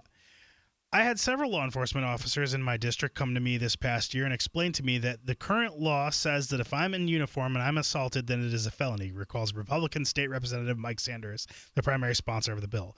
2 of them, Sanders insists, were assaulted off-duty, although no useful details were provided to validate those claims. Boy, these poor defenseless guys couldn't do anything about getting assaulted off-duty. Right. I'll bet they don't concealed carry a weapon, and I bet they're not reasonably good-sized guys that could, do something. And I bet they don't even know who the people are that assaulted them so that they could bring those charges later. That's almost a ridiculous story. Let's go to John calling in from Nevada. John, you're on Free Talk Live. What's on your mind? Hey, Mark. I was calling about your church, and I think you have a perfect right to opt out of taxes for education. But it's not something that they can really allow, because if they allowed people to opt out for one tax, then there's no reason in principle the same argument wouldn't apply to other taxes, and then they couldn't have a government. I would agree with you that taxes are by their nature involuntary, regardless of what people say. But in the case of churches, there are the taxes the churches have to pay, and there are the taxes the churches don't have to pay. I don't know this for sure, but I would be willing to bet that if a church picks up a cell phone plan, that they probably don't get opted out of the taxes that go in on that cell phone plan. Same with the gasoline they buy for church vehicles and a whole variety of other things. Wouldn't you agree? Sure, fair enough. But the reason I think that they're not seeing you as a church is because they see your church as just as existing primarily to opt out of taxes, which is not the intent of their system. So you, for instance, would the Church of the Sword exist 10 years from now if during those 10 years you find that it's just impossible to opt out of any taxes? I don't know the answer to that. Some people, I can totally see why people would assume that that's the case, but I don't know the answer. There are 4 ministers, and the services go on every single week. They're fun to do. They're a great way for people to get together. They've got these different rituals that they do, and I think I'm going to say quite possibly would be my answer, but I understand the point you're trying to make. Let's say that there are other organizations that, if the Church of the Sword is allowed to do this, that other organizations would be brought up where their sole purpose really is to opt out. So you don't consider that the sole purpose of the Church of the Sword? Well, is it a primary purpose of the Church of the Sword, or I may be a little bit confused on this? Well, the Church of the Sword came out of a group of people who were getting together and doing the sword fighting, and then began to do certain things. These things that were done were ritualized and called the given names and these sorts of things. So they really were being done before the church even sort of existed. The church came out of the people getting together. Do you have more, John? Not really. I was just wondering if opting out of taxes was a primary point of getting the church together. Gotcha. Thank you for the call. 855-450-3733. Should that be a reason not to have a church? 855-450-FREE. Could taxes be evil? You can control your health care with Liberty Health Share. Liberty Health Share is like-minded people coming together to share medical costs, which saves money. You don't even have to pay for procedures that violate your conscience. Because we all share the same values. Join the movement of people who share in medical costs and change the way you pay for your health care forever. Go to libertyhealthshare.org to find out more. Liberty Health Share. Together, we're changing healthcare for good. libertyhealthshare.org. Are your kids spending too much time online? Are they gaming instead of doing homework? Are they on Facebook instead of sleeping? Turn their internet access on or off when you want for free at webcurfew.com. 100% web-based interface means nothing to download, install, or configure. Web Curfew is free and controls any device using your home network without slowing down your internet. Block all adult web content with the click of a button. Don't let the internet raise your kids. Take back control of how and when your home internet is used for free. Visit webcurfew.com. So you've gotta take a state construction license exam or certification? Can't decide on what books or what chapters to study? Discover right now how you can eliminate unnecessary books and wasted study time. At contractorexam.com, our study materials zero in on state-required test topics in an effective, multiple-choice format. So whether you're a plumber, electrician, general contractor, or other construction-related trade, contractorexam.com will help get you prepared. Visit us at www.contractorexam.com today. Hunters, anglers, campers, and survivalists. Get back to nature. Expand your horizons with the highest quality, most versatile, unique slingshots and sling bows on the market at slingbow.com. Slingbow products are compact and models start from just $17.98. They're perfect for your bug-out bag or storing in your vehicle. Give yourself and your loved ones the excitement and tradition of Slingbow, a new frontier in archery and truly modern twist on this primitive survival tool. Feel the thrill only at slingbow.com. On Free Talk Live, we're bringing people to the ideas of liberty every day. From wrestling superstars like Glenn Jacobs. You guys really are having an impact, I believe. Like I said, a lot of where I am now is due to listening to Free Talk Live. You changed my mind on some very important issues years ago. To random people tuning in on the radio. I was kind of stuck in the left-right paradigm. I heard your show by chance on a Saturday night. From there, I went on, joined the Free State Project, and become an amplifier. So, I mean, that's really the reason why I amp is because I know that if it wasn't for you guys being on as many stations as you are, I never would have found the ideas of liberty. Your amp will directly change more lives by getting Free Talk Live in front of people looking for talk radio online and on the air. You can help by joining the AMP program for just $5 a month at amp.freetalklive.com and getting perks. That's amp.freetalklive.com. The three most important things you can do for Free Talk Live are: 1, share one episode a week on Facebook or in some other social networking site. 2, buy the things you buy online through shop.freetalklive.com. 3, give $5 a month to the AMP program. It's my firm belief that Free Talk Live's AMP program is the best use of your charitable dollar among liberty-oriented organizations. Support all the organizations you love, but make sure you give $5 a month to AMP at amp.freetalklive.com. Are you a political activist who does things that the government might not like? Then this free ebook may save your life. Rats is your guide to protecting yourself against snitches, informers, informants, agents provocateur, narcs, finks, and similar vermin. Rats was written by OG libertarian Claire Wolfe. Rats is a short book, easy to read, and available free in many formats. Download Rats free at rats-nosnitch.com. That's rats-nosnitch.com. Help get LRN.FM into more ears. Visit promote.lrn.fm for a free bumper sticker, flyers, banners, graphics, and more. Promote.lrn.fm.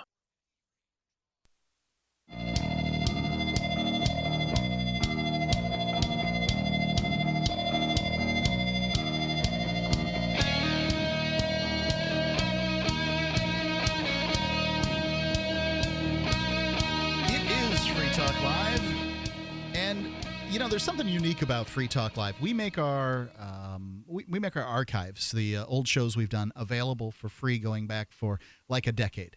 Other talk shows, if you want to get that that kind of content, you're going to have to pay their membership dues. And we make it for you, free for you. Just go to archives.freetalklive.com. It's more than a decade now, isn't it? Free Talk Live, this is November. I couldn't tell you what day we went on in November, but I could probably research it and find it out. But I would just say November is our anniversary month. But November 2005? November 2002. Right. It's more than 10 years at this point. Yeah, I just don't know how much of that content that we have, so it's over a decade. Oh, well, if you don't have it, I have it. It's archives.freetalklive.com. Again, archives.freetalklive.com. We're talking about a law that went into effect apparently in Oklahoma that makes touching a police officer who's even an off-duty police officer that you don't know is a police officer Oklahoma, a felony. Where if you touch an officer, you go straight to jail. And this can, like, you know, for instance, there was a bar fight between two guys. Probably a guy who didn't know the guy he was fighting was a cop. And, you know, normally where you'd have a situation where two people are told to go home or both of them are taken to jail, you had one of them handcuffing the other one. And that's a pretty messed up circumstance. Let's go to Charlie wants to talk about it in in Arizona. Charlie, you're on Free Talk Live. Yes, good evening, my friends. You darn near crossed me to have apoplexy with your story. This has actually been confirmed. I mean, it's for real. Yeah, this is it's going on in Oklahoma specifically.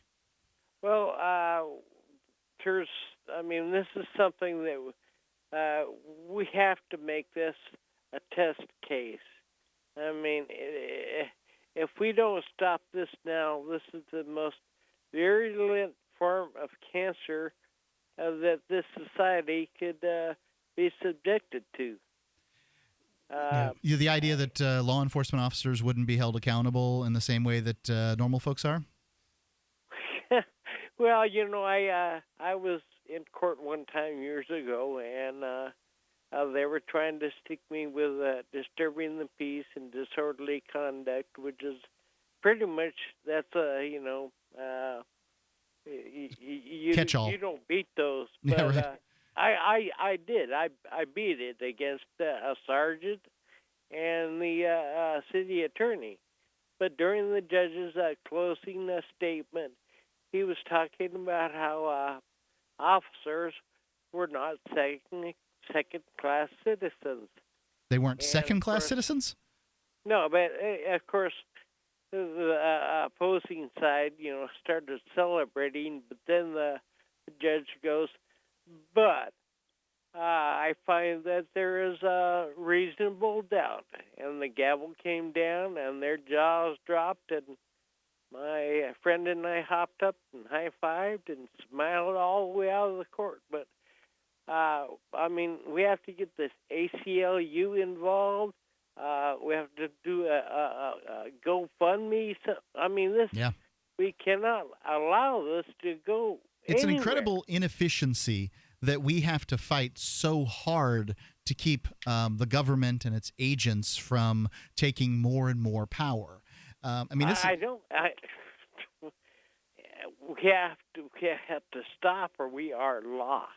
I would agree with you, Charlie. I really appreciate the call.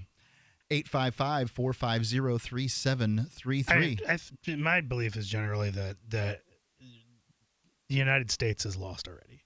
It's on a trajectory to collapse at some point. It's too late to do anything about it. I think too early so. to I shoot think it's the just guys? going to keep growing until it can no longer support itself through all this collectivist, idiocy that's going on. And eventually what's going to happen is that all their policies are just going to stop the flow of money. It's just got to go away. Well, we can see that the United States has been slipping down the world freedom charts as far as economics goes. People and are either going to leave or, leave individually, or businesses, wealthy individuals first. Plenty of businesses are leaving, right? Individuals, just expatriate. That's what's going to happen.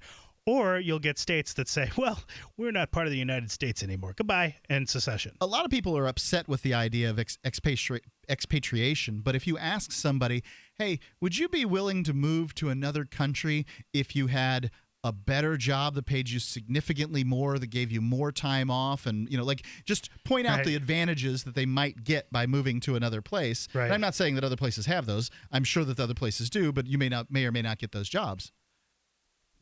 I'm sorry, Johnson, what's the problem?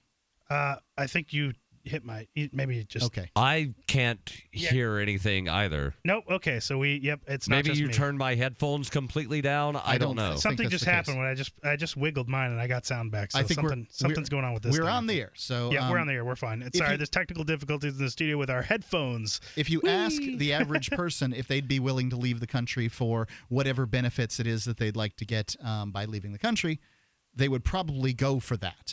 So that doesn't mean that they are anti-patriotic or a bad person or any of those things. It just means that people will do what benefits them. If, for instance, there's a lot of people who are moving to Central America when they retire. They take their Social Security income, and it goes significantly farther in Belize, which is an English-speaking country, or Nicaragua, which has an English-speaking coast, a variety of places, Costa Rica, Panama. There's all kinds of expatriates there, and I don't even like the term because patriot is supposed to mean something good. I don't know that it necessarily does mean anything good, but it's supposed to mean something good. So, why do we care if people leave to have a better life for themselves? The United States government, like any other government, is supposed to be a service organization. It's supposed to serve us. And if it's not serving us, we should be able to somehow get away from it. Now, the U.S. government specifically, not just governments generally, the U.S. government specifically is making it harder and harder every year for you to leave, for you to get rid of your citizenship, for you to, go and be a citizen of another country. There's all kinds of exit taxes. And if you think about an exit tax, it's my contention. Let me lay out my contention. My contention is that citizenship is the new slavery. Now, slavery has meant a lot of things throughout the centuries. It has meant, serfs bonded to the land. In Roman times, slaves could buy their freedom. In the antebellum South, slaves brought their freedom. Slaves have been able to buy their freedom. If you have to pay money, 1 penny, instead of, the thousands and thousands of dollars these exit taxes cost, if you have to pay 1 penny in order to not be called a U.S. citizen any longer, they're claiming you as some kind of bonded servant. They claim the revenue from your work. When you work, they take whatever, the money that you earn from working, they take some percentage of that. Isn't that what a master does? Puts a slave to work and then, takes some kind of percentage of their revenue? Because obviously they have to provide shelter and clothing and medical care for a slave. So a master doesn't get 100% of a slave's labor. Right. A master. What's different is usually in a slave paradigm, the master tells the slave what they have to do. Yes. You have to do this particular labor. We're kind of like free range serfs.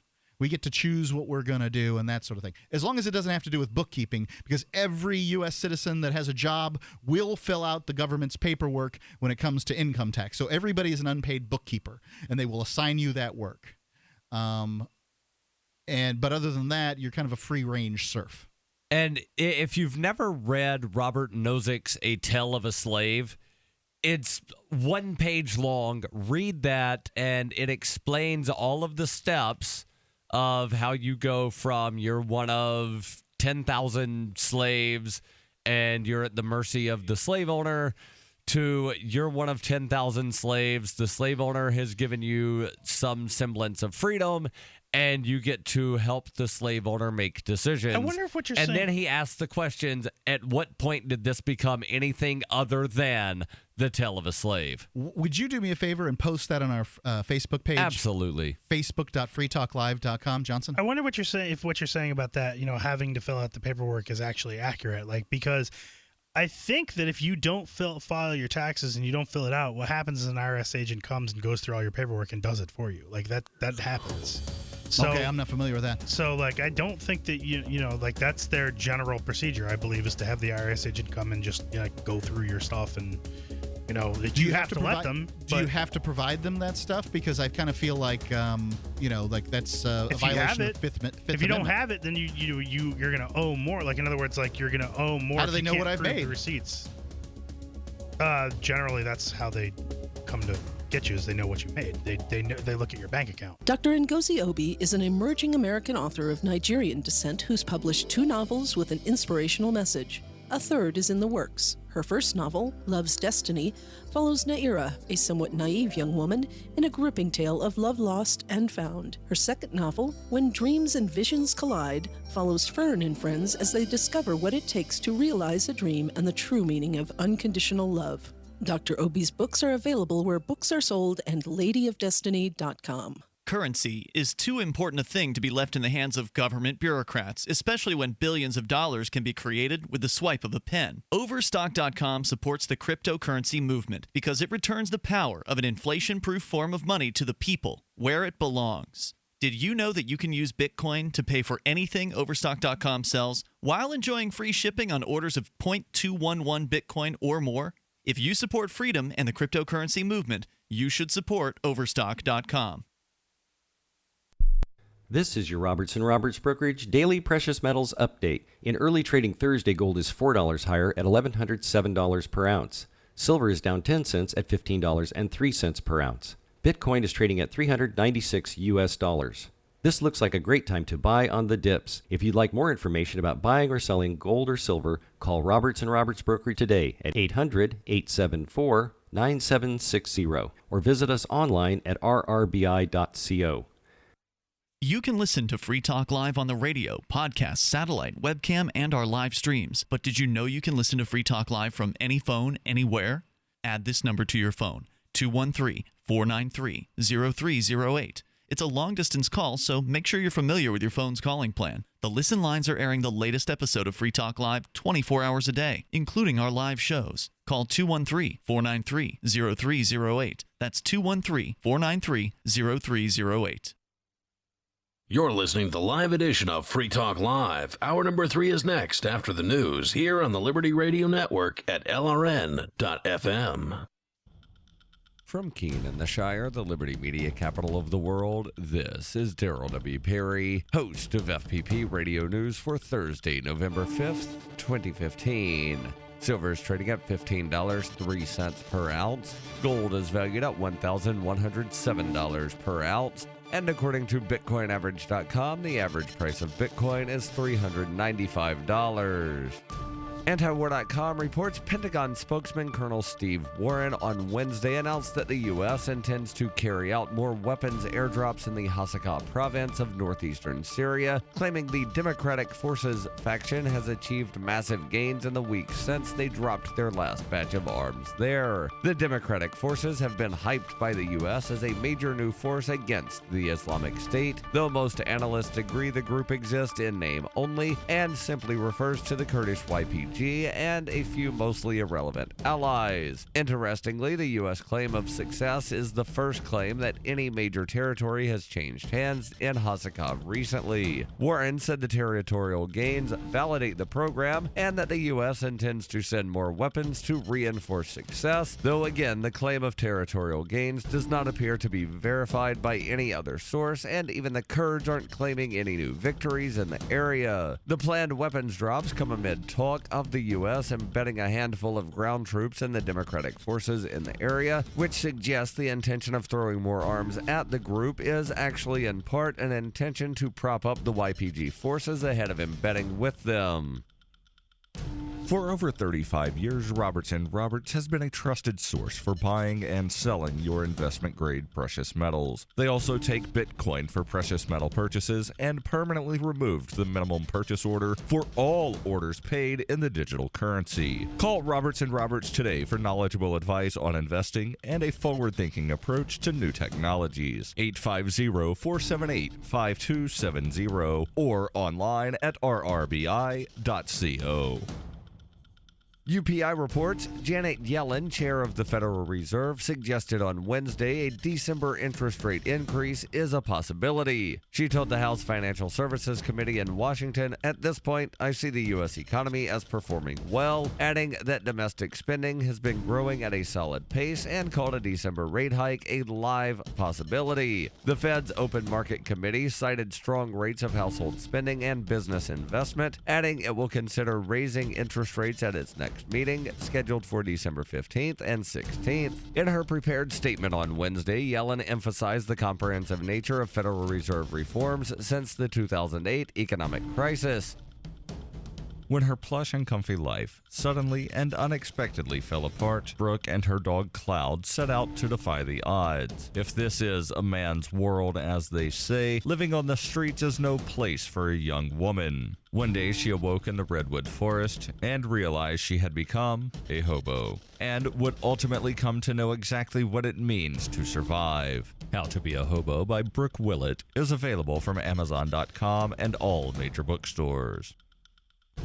Reuters reports a U.S. judge on Wednesday declared a second mistrial when a jury deadlocked again in the case of an Alabama police officer accused of throwing an Indian man to the ground. Eric Parker was retried on accusations that he used unreasonable force while working as a Madison, Alabama police officer. During his first trial in September, another jury in Huntsville, Alabama federal court also deadlocked, resulting in the first mistrial. Parker faced up to 10 years in prison on a single charge of depriving the Indian grandfather of his civil rights in a case that drew international attention. Suresh Bhai Patel, who testified in both trials, suffered serious injuries during the February incident that was captured on video. Parker declined to comment to reporters outside the courthouse, but his attorney, Robert Tutton, said he was disappointed that he may have to face a third trial. At the time of the incident, Patel had recently come to the United States and spoke no English. He was stopped by police outside his son's home during a morning walk. The police were responding to a call of a suspicious person. Parker abruptly flipped Patel to the ground during the encounter, resulting in injuries from which Patel was not expected to fully recover. Madison police released video of the incident recorded from inside a patrol car and apologized for Parker's actions. The police department has recommended that Parker be terminated, but he has challenged that recommendation, and those proceedings are on hold until his federal case is resolved.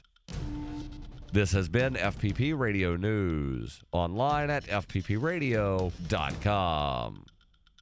For over 12 years, Halverson Enterprises CEO Peter Weathers has taken a hands-on approach in all aspects of the tech firm's growth and day-to-day business. But employees say the executive's true talent lies in his unique ability to recognize great ideas and then absolutely ruin them. For as long as I've worked here, Peter has been able to sit down in a meeting, listen to a million different ideas, pick out the one that makes the most sense creatively and financially, and then totally destroy it until there's basically nothing worthwhile about it left. He's remarkable. Employees throughout the company say they're most impressed by Weathers' ability to water down promising ideas with meaningless jargon, consistently choose the wrong person to head up every project, and inject virtually every halfway decent thought with his own short-sighted and terrible insights. At our all-hands meeting the other week, our team put forth a very feasible plan to boost productivity, and it was really incredible to see Peter's mind at work, just taking every good aspect of our proposal and dismantling it like a small child. This is the Onion News Network.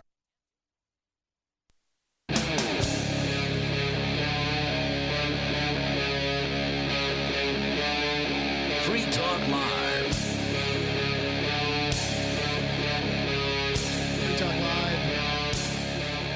You know, we're talking about in the last hour, and I think it's worth carrying on this conversation. We were talking about a law that's come into effect in Oklahoma that allows, well, not allows, it protects police officers on and off duty. If you touch a police officer in the state of Oklahoma who is off duty, you don't have to know they're an off-duty police officer. You touch them, you're liable to get a felony.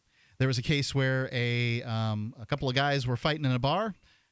Ostensibly, we are to believe that the one guy who was not a police officer did not know that the guy with whom he was bumped into and decided to get into a pushy argument with was a police officer, and that, you know, they got into a fight. Any other circumstance, you just had two guys fighting, however it came out, but you certainly wouldn't have one being able to charge the other one with a felony. Right.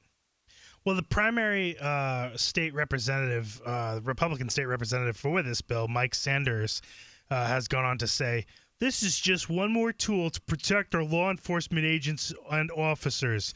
Sanders continues, "Even though you take off the uniform, you are always a law enforcement officer." They do say that. Yeah.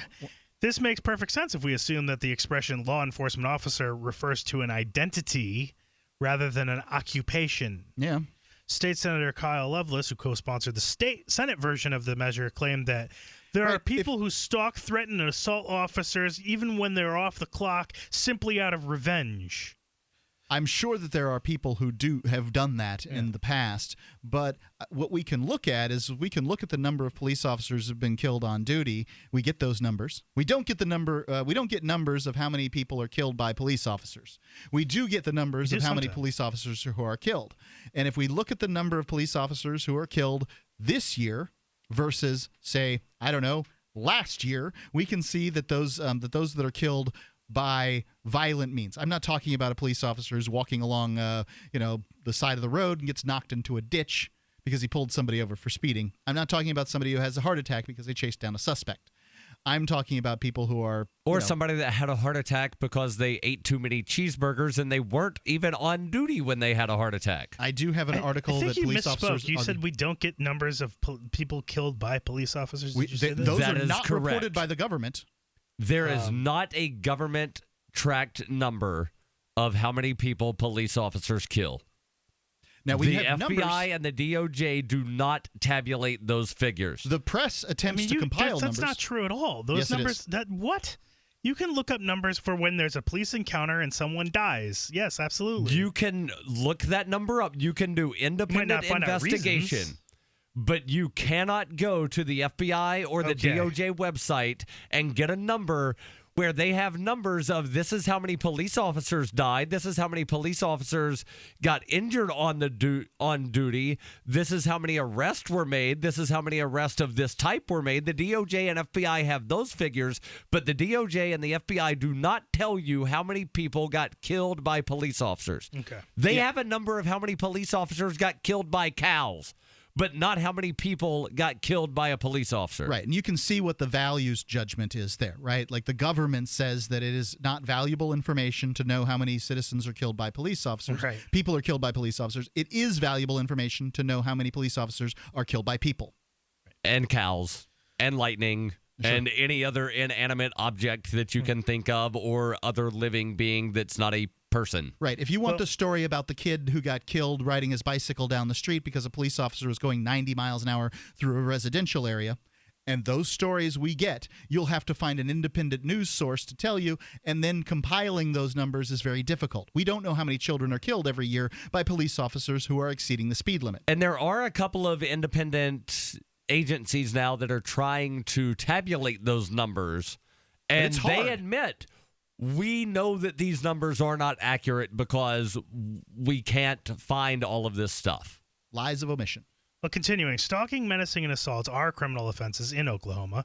Persistent and exceptionally violent offenders can be prosecuted for felonies whether or not the victim is an off-duty police officer. The new legislation is therefore redundant at best. However, it wasn't designed to address an actual problem. It was intended to create a new entitlement for members of the state's punitive caste and to educate the public about our constant duty to serve and protect the police. We must do all we can to protect our law enforcement officers, Lovelace piously intoned. Sanders expressed identical sentiments in a way that unwittingly subverted one of the key tenets of the cop worship cult. We should make sure they're just as safe out of uniform. Did Sanders mean to say that on-duty cops are actually safer than the general public, which is only protected by laws of general application? In an interview last April, Sanders sketched out a scenario in which a criminal could pursue a law enforcement officer in their private lives and face a lower penalty, a situation that described as an incentive for attacks on off-duty officers. This would only be the case if the existing laws somehow reduce the penalties for violent crimes committed against off-duty police officers. Yeah, that sounds ridiculous. I mean, Right. if police officers are people, and people, you're not allowed to stalk people, you're not allowed to violently attack people, they have laws against these things, then why do we need special laws for police officers? Because we're living on Animal Farm, Mark, to where all animals are equal, but some are more equal than others. That's about the size of it. What neither Sanders nor other supporters of the measure will admit is that the purpose of the bill is to lower the threshold for assault.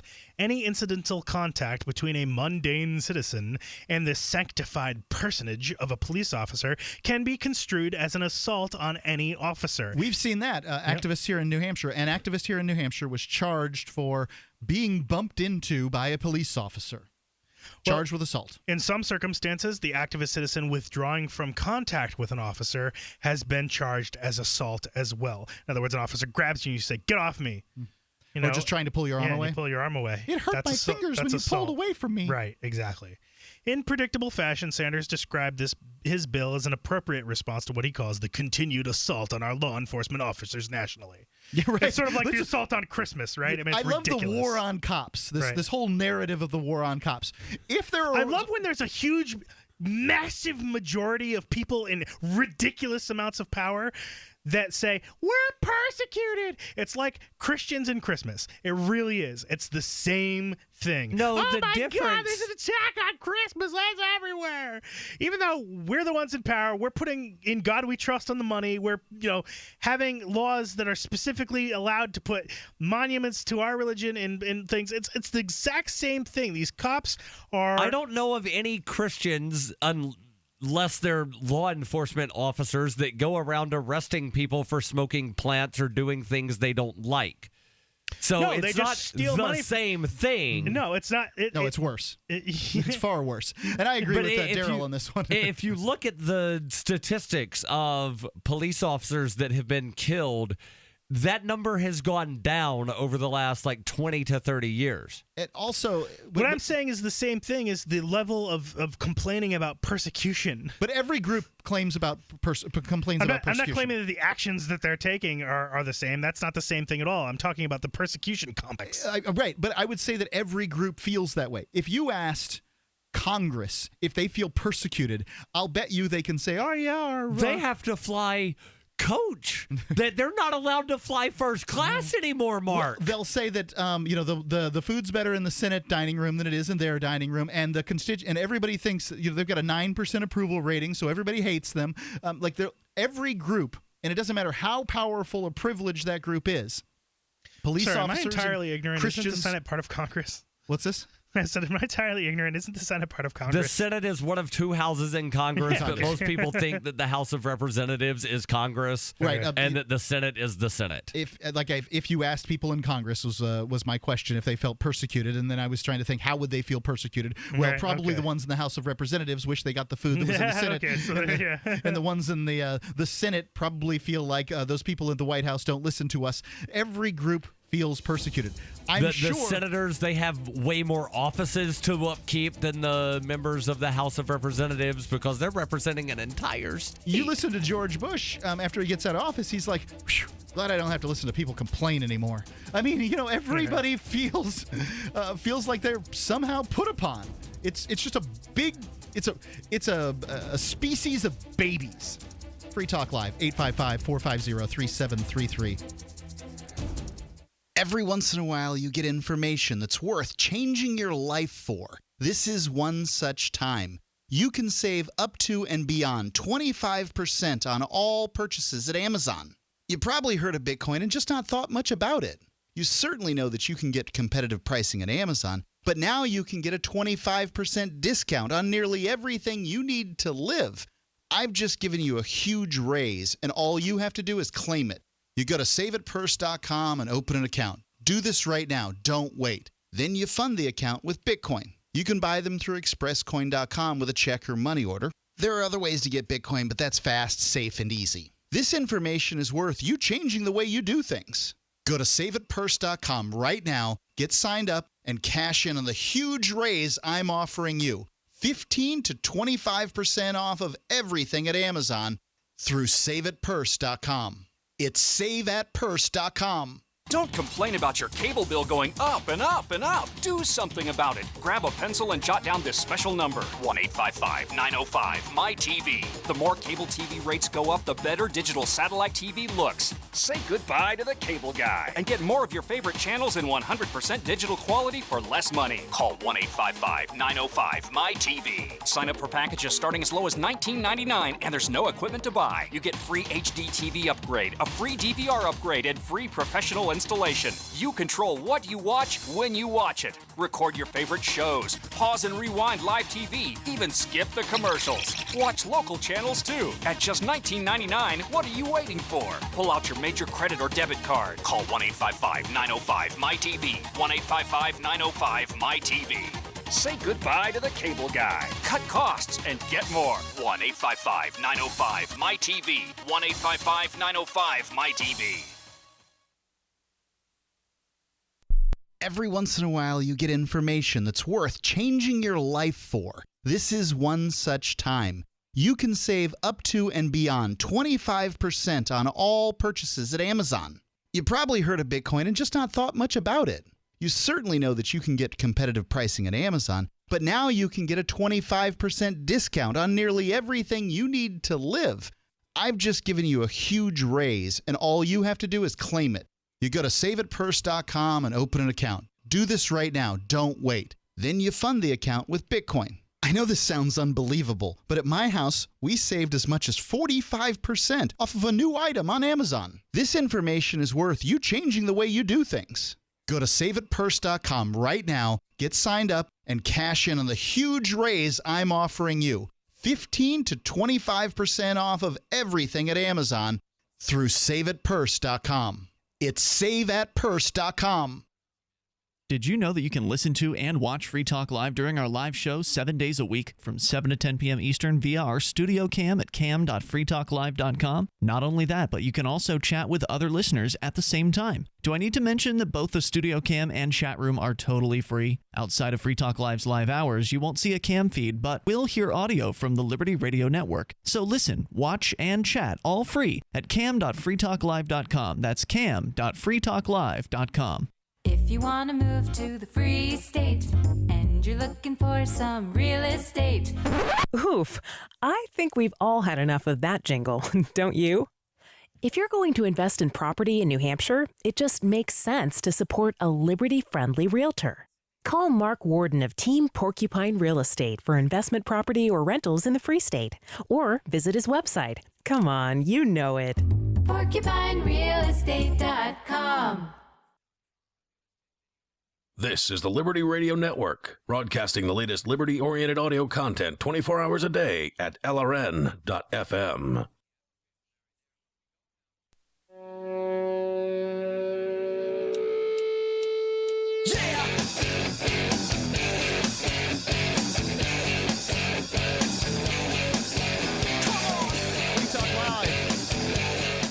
You can give us a call. We have been talking about, well, in this case, a law in Oklahoma that makes it illegal to touch an off-duty police officer, even if you don't know that they're an off-duty police officer. The number is 855-450-3733.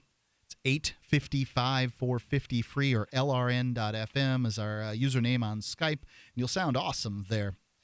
I want to tell you about a solution that we've found at my household for Obamacare. I know that you know that prices have been going up for many families as far as their health insurance under Obamacare, and that's ours is no different.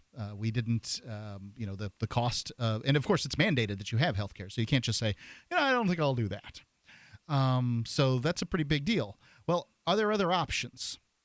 We've always kind of looked for other options, and an option that we found is called Liberty Health Share. It's a health-sharing organization, and these are people who are sharing the cost of health care in an easy and efficient way. There isn't all the overhead that comes with the insurance companies and the investments they make with your money and that can go badly and all these sorts of things. You get to choose your doctor. You get to choose your hospital. You don't have to pay for procedures that you are somehow morally opposed to. You can join this movement by simply going to joinlhs.com. Again, the website is joinlhs.com. I've got a telephone number. I'll give it to you in a second. But for us, it's really made a difference, and it costs significantly less. It's about half, a little more than half for us, for a family. Joinlhs.com. The number is 800-722-8041. That's a toll-free number, 800-722-8041. Darryl, Ireland is decriminalizing heroin and cocaine? That is the claim, according to the UK Independent, who is citing Eodan O'Riordan, the chief of Ireland's National Drugs Strategy, who gave a lecture at the London School of Economics on Monday. He said that Ireland will move towards decriminalizing substances, including heroin, cocaine, and cannabis, as part of a radical cultural shift, and that drug users will be able to inject, and I am guessing probably smoke, in specially designated rooms in Dublin beginning next year. The story continues. It says the minister said attitudes to drugs need to move away from shaming addicts to helping them and emphasize that there is a difference between legalization and decriminalization. Yeah, it would I would remain think a that- crime. I would think that it would you would get more people into treatment if you treated like if you were concerned about their plight as opposed to simply trying to throw them in jail, right? You mean doing like what Portugal did about 13 years ago and had a great deal of success with, where rates of use and rates of abuse have both dropped by, I think I saw recently, 50% reduction, and then rates of death from overdose have dropped drastically. And I don't have those numbers in front of me, but everything I've read about Portugal's experiment, I haven't seen one negative thing. I see all kinds of negative stuff with the war on drugs. I haven't seen one negative thing that has to do with Portugal's decriminalization. Yeah, people getting infected with AIDS or hepatitis from using dirty needles, that's gone down drastically because people are actually able to go get fresh needles. They're not having to share the dirty ones. They're not using contaminated. So, yeah, it's been a rousing success, and hopefully it catches on, and I think that's what they're doing here in Ireland. It would remain a crime to profit from either the sale or distribution of illegal drugs, but the drug takers would no longer be criminalized for their addictions or simple recreational use. That's not an addiction. And the article here seems to imply that everybody that uses is an addict, and that is absolutely not true. There are people that, they recreationally use substances, and they do so responsibly. Mr. O'Riordan says, I am firmly of the view that there needs to be a cultural shift in how we regard substance misuse if we are to break this cycle and make a serious attempt to tackle drug and alcohol addiction. However, he told the Irish Times that there is a strong consensus that drugs across the board should be decriminalized. He said it would be for Ireland's next government to discuss. His comments follow a leaked report from the United Nations Office of Drugs and Crime that appeared to call for worldwide decriminalization. And this was the document that WikiLeaks got a hold of and published. And then the UN quickly rescinded and said, no, we never published that document. The report from the UN called for, or rather that was withdrawn by pressure from at least one nation. That nation, reportedly the U.S., put pressure on the international body to bury the findings of Dr. Monica Begg, the chief of the HIV/AIDS section of the UN's Office of Drug and Crime in Vienna. So the drug war as it exists throughout Europe and the United States increases the incidences of AIDS? Yes, because people are using dirty needles because they're not able to get clean needles. So what do? Well, you keep reusing the one you have, you wash it out. And then there's things to where if you have any amount of residue of any drug substance on a needle, mere possession of that needle is illegal. Yeah.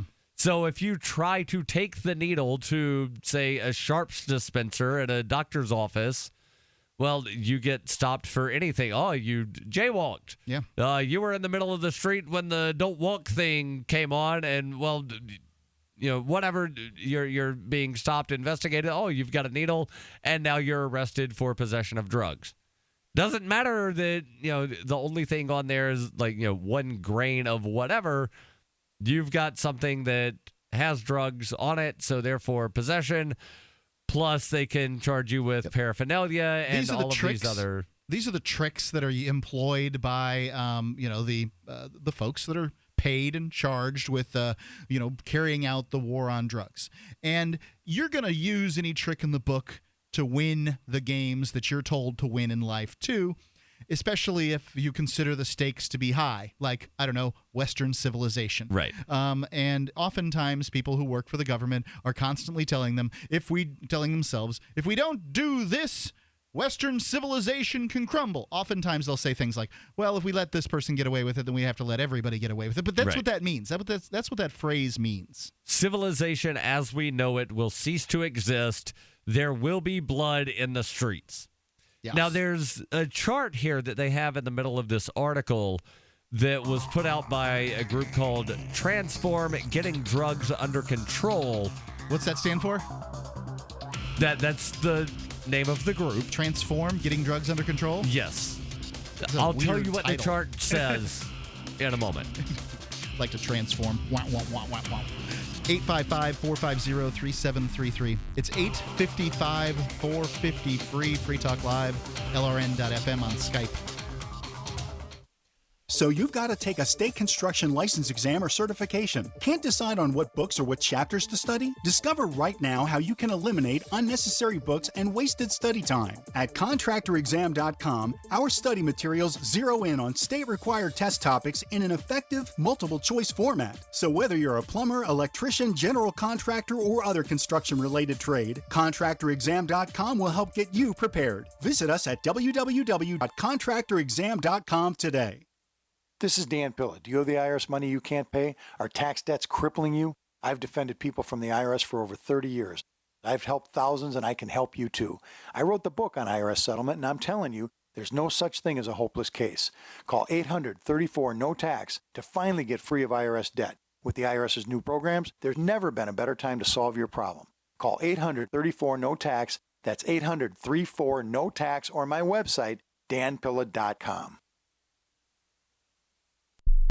Money, power, and respect are all yours at CreditSuccessSecretsRevealed.com. Be seen as an industry leader. You can do it. The last application you filled out when it was time to hit submit did your nerves spike. You didn't get the approval you seek, but there's a better way. We teach you exactly what to place into the right systems the right way the first time so you get approved. Get up to $100,000 in instant business credit. Many people will get cash on the spot. Use those two tools in your new corporate credit engine so you can walk into the bank and get your project funded today. It's all about today at CreditSuccessSecretsRevealed.com. Credit Success Secrets Revealed is explosive and ignites instant results. Dial 1-800-707-8719. That's 1-800-707-8719. 1-800-707-8719. Or just go to CreditSuccessSecretsRevealed.com.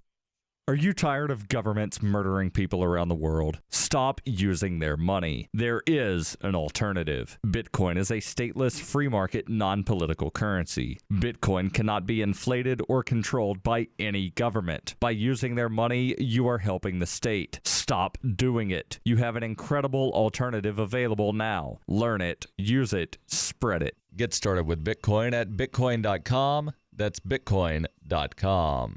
LRN.FM is proud to announce our official listening apps for Android and iOS devices. Now you can easily tune into our streams anywhere, anytime on your smartphone or tablet. Just visit apps.lrn.fm or search for LRN.FM in the Android or Apple app stores. Please download, rate it 5 stars, then share the link on social media, and let your friends and family know how you're listening to LRN.FM. Download it now, free at apps.lrn.fm. That's apps.lrn.fm. Understanding your credit score is the first step towards managing and improving it. This is Charlie Sundstrom with your Van Dyke Mortgage Minute. The most influential component of your credit score is your payment history. Almost equally as important is the amount you owe on credit accounts. Also impacting your score, but to a lesser degree, are the length of time you've utilized your credit, the number of new accounts, credit inquiries, and your various types of credit accounts. To help achieve or maintain a healthy credit score, have a system set up to assure your bills are always paid on time. Don't max out your cards. It's better to have a high credit limit with a low balance. Never close old accounts. The age of these can actually help your credit score. But don't be afraid to use your credit. You need several accounts in order to have a credit score. Just keep the corresponding payments within your means. For your mortgage pre-approval and refi needs, start by visiting VanDykeMortgage.com. Corporate NMLS 3035. Van Dyke Mortgage is an equal housing lender. Charlie Sundstrom, NMLS 134251. You can sign up to receive the latest about the Liberty Radio Network via our email updates at updates.lrn.fm. That's updates.lrn.fm.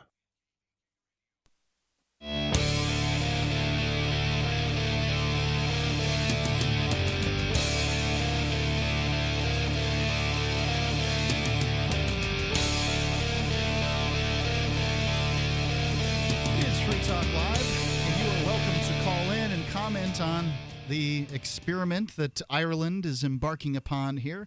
They're going to be decriminalizing drugs, not just marijuana. We've seen full legalization of marijuana, well, largely full legalization of marijuana in places like Colorado, Washington. No, we've seen taxation and regulation structures of cannabis in Colorado, Washington, Oregon, and Alaska. Well, I can tell you libertarians can't come to a conclusion as to what these terms mean. Everybody can agree what a taxation and regulation structure is. That's when something is taxed and regulated. Don't they have marijuana stamp taxes on the federal level, and they just don't issue them, and therefore when you those got thrown out as unconstitutional in the 60s. Okay, thanks very much for that. I do know that people there is a federal marijuana distribution program where there are still people who receive marijuana cigarettes. There's like 4 people. Yeah, there's like 4 people that are like grown at some university, and they get a big tin of University of Mississippi of joints once a month or something like that. It's a hilarious program. So nonetheless, go ahead. But cannabis, according to the feds, has absolutely zero medicinal value. That's why it's on Schedule 1. But here, have it as medicine. Let's try this out.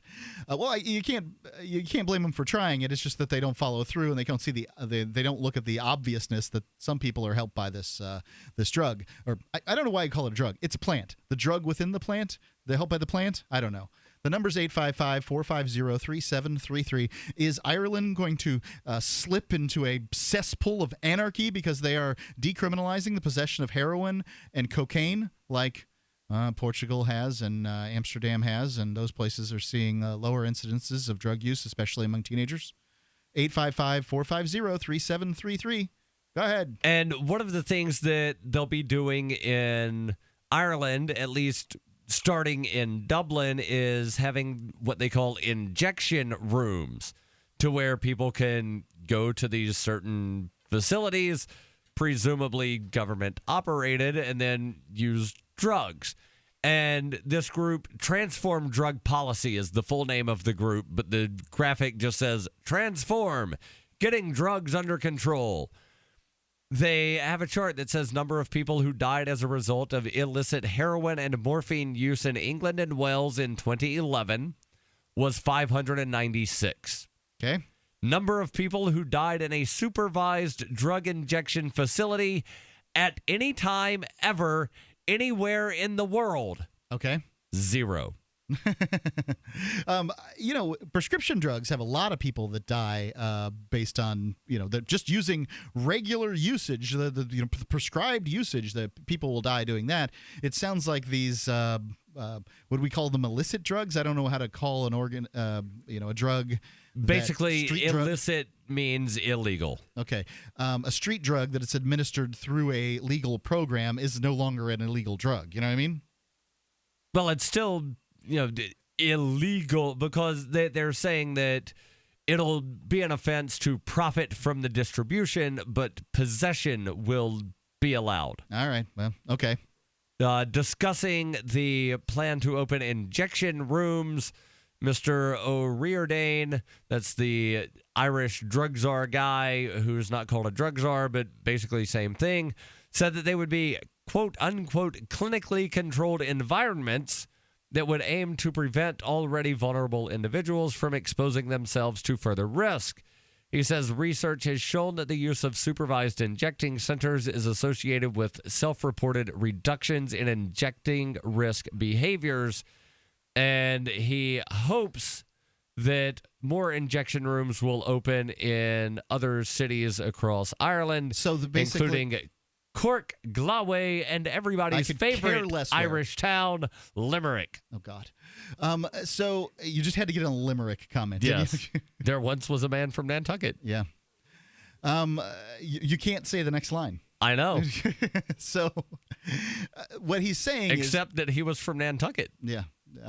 What he's saying is here that apparently when you allow people, when you don't chase after people for injecting and these sorts of things, that they're more likely to seek help, they're more likely to, live a better life after they recover and these sorts of things, right? When somebody doesn't have to risk or think that they're risking putting themselves in the way of the criminal justice system for seeking medical help, then people are more likely to go get medical help. Makes sense. If being obese was illegal or having an addiction to cigarettes was illegal, then people that are obese and have addictions to cigarettes would not seek medical treatment to fix their problems. Right. They wouldn't want to be seen as this vilified underclass or whatever, right? But no, if I go to get help, then I risk being arrested just for saying I have this problem. I'm addicted to cigarettes. Well, I've now said it, and that's illegal, so I could go to jail. But it's not just that. It's a societal thing at the same time that goes along with the illegality. Which is worse, being a heroin addict or being an alcoholic? Yes. I don't mean worse from a logical standpoint, but which one is viewed by society as worse? By society as worse, heroin addict. Why? Well, because it's illegal. That's exactly the reason. The way I look at it, they're both horrible because you've got a medical problem and you need help. You probably can function in your day-to-day life if if heroin was, say, cost the same as alcohol, you'd be able to function as probably better with a heroin addiction than you would with an alcohol addiction. Because alcoholics, they drink themselves into oblivion and wake up with these splitting headaches, and then they can't function for the day. And then they drink themselves into oblivion, wake up with splitting headaches, and then can't function for the day. I used to work hospital security, and I would get called in various times for, you need to watch this person. They're, all jacked up on this drug or that drug. The people that always gave problems were the alcoholics that came in that had blood alcohol levels that I cannot even comprehend how they were standing with this blood alcohol level. The one that I recall offhand, a lady came in with a 0.47 blood alcohol level. Wow. Meaning that nearly 50% of what was in her alcohol stream was blood. No, that's not the number. 0.47 is a large 0.8, 0.57. Yeah, 0.47 is well above what you should be to live, but that's not. So that's not half. That's half of. Well, still half of 1%, but 1%. Still, that's a huge number. That's it's a huge number. 7 times almost. What was she like? She was standing up and she was talking. And she was not wanting to stay in the hospital because she wanted to go home and have more alcohol. Was she basically just incoherent? Like a crazy person. Slightly more coherent than your typical crazy person. Yeah. But they had to wait until her alcohol level came below the 0.08 level in order for the psychiatrist to come speak with her to find out if she was actually crazy. Yeah, I bet that's the case. We watched her for 40 hours before she was sober enough to actually get treated as a patient. She probably hasn't been that sober in a long time. I wonder, from a moral standpoint, she ripped her IV out a couple of times. I'm sure she did. Controlling somebody who's in a state like that, they're so... they're not in their right minds. Right. Is using physical force against that person with their best interest in heart? And I don't mean from a government standpoint. I just mean generally. Is that acceptable? What do you think? 855-450-3733. You got a story that you can tell me around this? 855-450-FREE. That's 855-450-3733 or LRN.FM on Skype. Free Talk Live.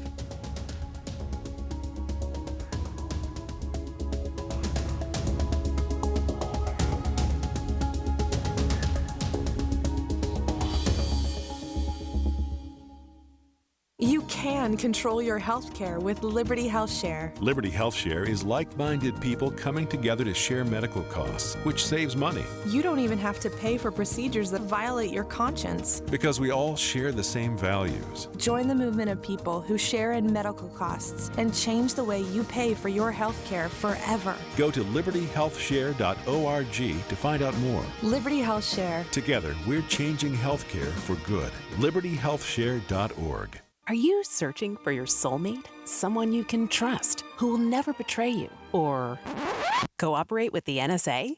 Stop searching. With EasyDNS, you found a keeper. EasyDNS does it all. Domain names, web hosting, and managed WordPress hosting. EasyDNS stands up for your internet freedom, and with servers in Canada, they do not cooperate with the NSA. Go to EasyDNS.com. You'll love their services or get a full refund. They guarantee it. And they accept Bitcoin. That's EasyDNS.com. You heard the discussions all over the radio. You couldn't believe what you were hearing. You trusted them. How could you have not seen the signs? You felt betrayed. Outrage set in. Your emotions began to consume you. Then, nothing. Now they're talking football. Days turn to weeks and months. Then, you've forgotten. But they haven't. They're still monitoring your every move. It's coming. Monitor blockitpocket.com. Or will you forget?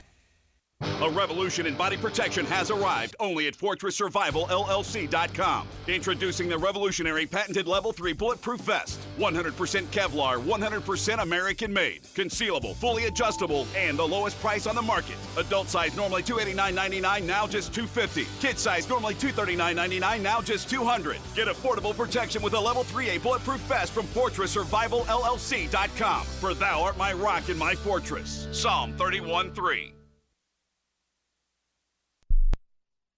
This is the Onion Week in Review. Sources are confirming your dog died earlier today, and we're all really sorry you had to find out about it like this, buddy. Though it's a lousy thing to have to learn from an online web video, and even shittier to hear from a cold, hardened newsman's voice that you can't put a face to. Your pet passed away in his sleep while you went out today, and we understand how shocked you must be right now. Sources added that there are many local shelters with animals in need of a good home, though we understand that no dog can ever truly replace the one you just lost. I lost a dog once, but my mom was the one who told me about it, and she was quite the comfort. In this week's op-ed pages, Pantene CEO Marcus Russo laments feeling like the only one who gives a shit about rich, lustrous hair.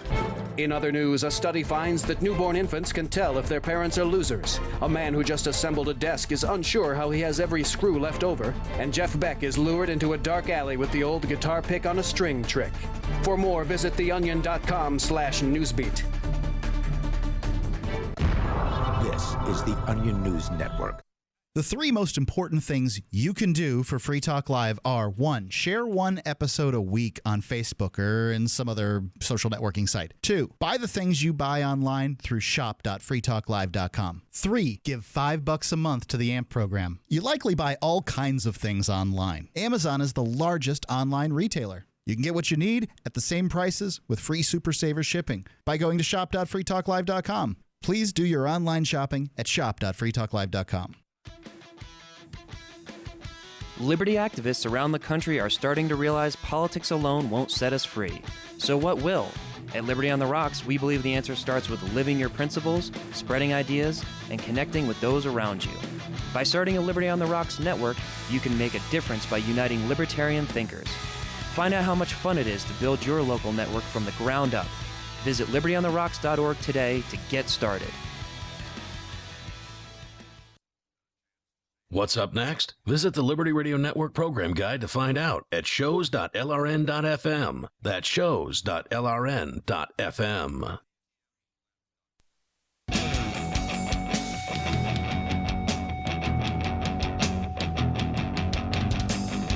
It is Free Talk Live. You can call in and talk about what's on your mind. It's Mark with you. Darryl. And Johnson. The number's 855-450-FREE. That's 855-450-3733. Looks like they're decriminalizing drugs in Ireland. Wonder if the United States is going to be the last Western country to do that. I mean, maybe we just make too much money off the war on drugs. Too many prosecutors, organized criminals, and police officers keep their jobs because of it. And did you hear the news out of Mexico? What's that? Where the Mexican Supreme Court ruled 4-1 that people have a right to use medical cannabis. and that the laws against recreational cannabis are probably unconstitutional. That should be interesting. Let's go to Nathan, calling in from, I believe, Texas. Nathan, you're on Free Talk Live. Thank you, Mark. If there's anyone who knows what a typical crazy person is like, it must be you, Darryl, if you worked at a hospital. Yes, and there was a psych unit, and I dealt with crazy people all the time. Were they typical in any way? I mean, was there one, like a general form of crazy? Because I feel like I can sense it, right? Like at some point, or not everybody, but, it's like, oh, I'm talking within a few minutes, within 30 seconds, you're like, I'm talking to a crazy person. There was this lady when I worked Mark's like, I do that like 6 nights a week. I'm not talking about people who call in on the radio. But I neither is Johnson. Okay. Very good. But I used to work at a gym, and there was this lady who would come in, and we'd chit-chat, and one time she comes in and she said, the helicopters are after me again. And I said, excuse me, ma'am? The helicopters. Didn't you see it go overhead? Well, no, there's a roof here. I didn't see it go overhead. They're watching me. Why would somebody send a helicopter to watch you? That's a really expensive way to watch somebody. And then she kind of goes off and does her thing. Realize, that's a crazy person. Yeah. Oh, interesting. I didn't even know that. Go ahead, Nathan. Well, I wanted to talk about something called the culture of victimhood. In the past, you said that victimhood is a very disempowering state of mind to be in, correct? Yes, I find victimhood very, very frustrating. I like the idea that I'm in complete control of my life. Obviously, I'm not. But that mindset, you're in such denial about your victimness, right? But that mindset, you're a victim of the victimhood. Culture hood denial. I could make a great argument for my own victimhood. I just don't care to. Go ahead, Nathan. Well, it may not be true for a while, or it may not be true in the future that victimhood is disempowering. If this paper is true, what paper? It's by Campbell and Manning, and it's about. Basically, their claim is that we're entering a new age of victimhood, whereas in the past you had two different cultures. Like initially you had a culture of honor where people would respond, with a lot of, aggression to small insults or slights. Like think of like an old Western where they're, duking it out at high noon, over an insult. They had to outlaw dueling in the early 19th century. Exactly. We progressed over to a culture where you don't use violence directly, but you can appeal to like a government, or you can call the police if it's a really big thing. But in general, people who go to the court a lot and are very litigious or somewhat looked down on. But the general idea is that you don't take care of it yourself. You have a culture of dignity that they call it in the paper, where everyone is assumed to have dignity. You don't have to earn it, like in the other one with honor, where you have to be physically strong and really claim your honor. And or at the least be skilled with a gun or a sword. Right. And their claim is that we're entering a third age now, where not only can you aggressively respond to slights or even trivial insults, but you can do so by appealing to an external authority. So it's combining the worst of the previous two stages. And of course, they're talking about the college campuses, with trigger words and microaggressions. But on a college campus, you're not going to get slapped in the face for using a trigger word, right? I mean, there's not a no, culture. But someone will go to the school administrator. Sure, but that's and then they use that. External aggression. They're not using the aggression directly. I get it. What I'm asking him is that he's saying that we're having the worst of both worlds, and I say we have a less violent culture than we did a few decades ago. I'm not understanding what's being said here. Oh, I meant worse, just that in the sense of you're expected to personally, respond to this, but also because and the idea is that you portray instead of making a physical display with your sword or your sidearm or whatever, you make a display of victimhood. They talk about in the paper, where you loudly exclaim your victim status. He was a white male, or he was he threatened me, or he used a triggering word, or whatever it might be. And then the other people will also feel compelled by since that's what's giving you status in the culture of victimhood. Other people will also use that. So the white male will say, oh, well, I was the victim of reverse sexism. So, I get it. I think that, to some extent, I really feel like Al Gore was right when he said that there was two Americas, and that the America's Smart America and dumb America.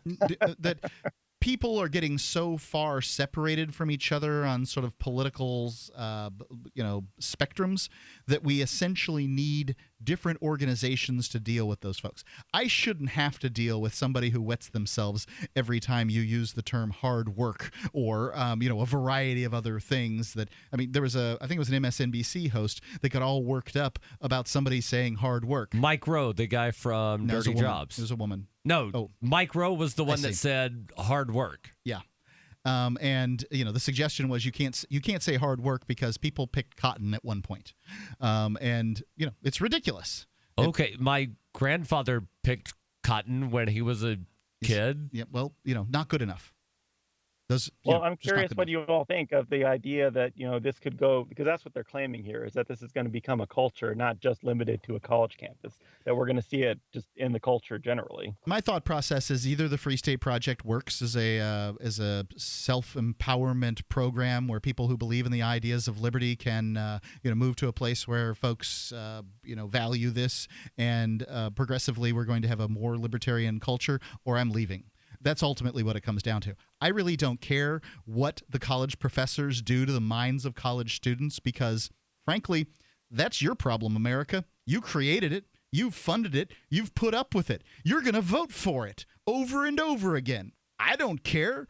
Sit in your own psychological filth. That's how I feel. My thought is I would like to see people resolve their differences without using outside aggression. And if that means that, let's just assume for a second, Johnson, that me and you have a beef. And I say, I want to take you to arbitration. And you say, well, I want to fight you in the middle of the street. As long as we mutually agree on how to, describe or settle the difference. But that difference is only going to be solved to say who's the better dueler. That's a stupid way to decide it, right? Like, I have an opinion, you have an opinion. Let's fight about it. Only solves the problem of who's a better fighter, not who has the correct opinion. This is the answer of stupid people. We could wind up playing a game of chess. Like, that's still not going to solve the problem. It doesn't. But as long as it's mutually agreed upon, and if he says, I will only solve this, or the only way we can solve this is this way, and I say no, then we agree to disagree and go our separate ways. I wish that people would agree to disagree, but they don't. Nathan? I know. Well, I'm curious. Johnson didn't say anything. Like, what do you think? Well, like, what's your reaction when it's just like you can trigger people just at the 7-Eleven or just, because it kind of scares me because it's like now it's limited to college campuses, but how do you handle it if it like a virus, it goes beyond? And I don't know. I guess it requires you to care. The problem is that people are accepting that it's acceptable to use force against people just because they've offended you.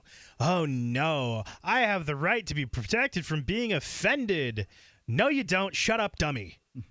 That's how I feel about it. And it's like, okay, well, you triggered me. Really? It was that easy? Rape. And so let me talk about this other culture that's not really being talked about. And that's the culture of people that just want to be as offensive as possible for the sake of being offensive. Jerks. And I think that, that isn't being discussed as much as it should be. It's only the people that are being offended by the overly offensive people. It costs you nothing to be a decent human being. Okay, but here's where the problem comes in. And yes, there are people who are especially on the internet, who go around like just trying to offend people all the time. But then there's this whole culture that's coming around. Like, there are stand-up comedians. It's like it's in the context of humor. They're trying to do a show, or they're trying to do entertain people, and people are getting offended. Well, don't watch it then. And that's the solution. But there's some great entertainment to be had over at our new Facebook page. It's our new website. It's freetalklive.com. You're going to love it. Check it out. freetalklive.com. You might be triggered on the Facebook page. What if the key to achieving liberty in your lifetime was to move together with others who think like you? Liberty activists are joining the Free State Project, which is over 85% of the way to its goal of 20,000 participants. And they're already making the move to New Hampshire. The successes are piling up and are proving the Free State Project is a real movement and no longer just a great idea. When you're planning your move, consider Keene. Keene is famous for its civil disobedience and non-cooperation, and there's plenty of political opportunity as well. If you're a regular reader of freekeene.com, you know there's a lot going on in Keene. Keene is the liberty media capital of the world, with television, talk radio, and more, all originating here. Though it's more than just activism, with regular social events each week. See what's happening at freekeene.com and get connected with video, audio, free books, a forum, and activist tools you can download and use in your area at freekeene.com. That's freekeene.com.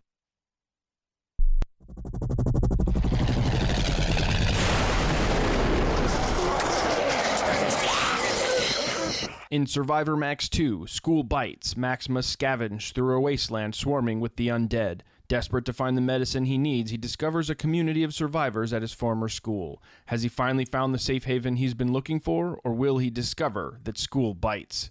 Look for Survivor Max on Facebook, read reviews on Amazon, and read Chapter 1 at survivormax.com. If you want to know the latest about Free Talk Live before we go on the air, all you need to decide is how you want it delivered. It's your choice. Visit news.freetalklive.com. You can get emailed announcements and participate in contests via our email updates list. Plus, we have a Twitter account that you can follow and a Facebook page where you can become a fan. So visit news.freetalklive.com to get news about Free Talk Live as soon as it's announced and the way you want it delivered at news.freetalklive.com. That's news.freetalklive.com. The live edition of Flaming Freedom is next, after the news, here on the Liberty Radio Network, LRN.FM. From Keene in the Shire, the Liberty Media capital of the world, this is Darryl W. Perry, host of FPP Radio News for Thursday, November 5th, 2015. Silver is trading at $15.03 per ounce. Gold is valued at $1,107 per ounce. And according to BitcoinAverage.com, the average price of Bitcoin is $395.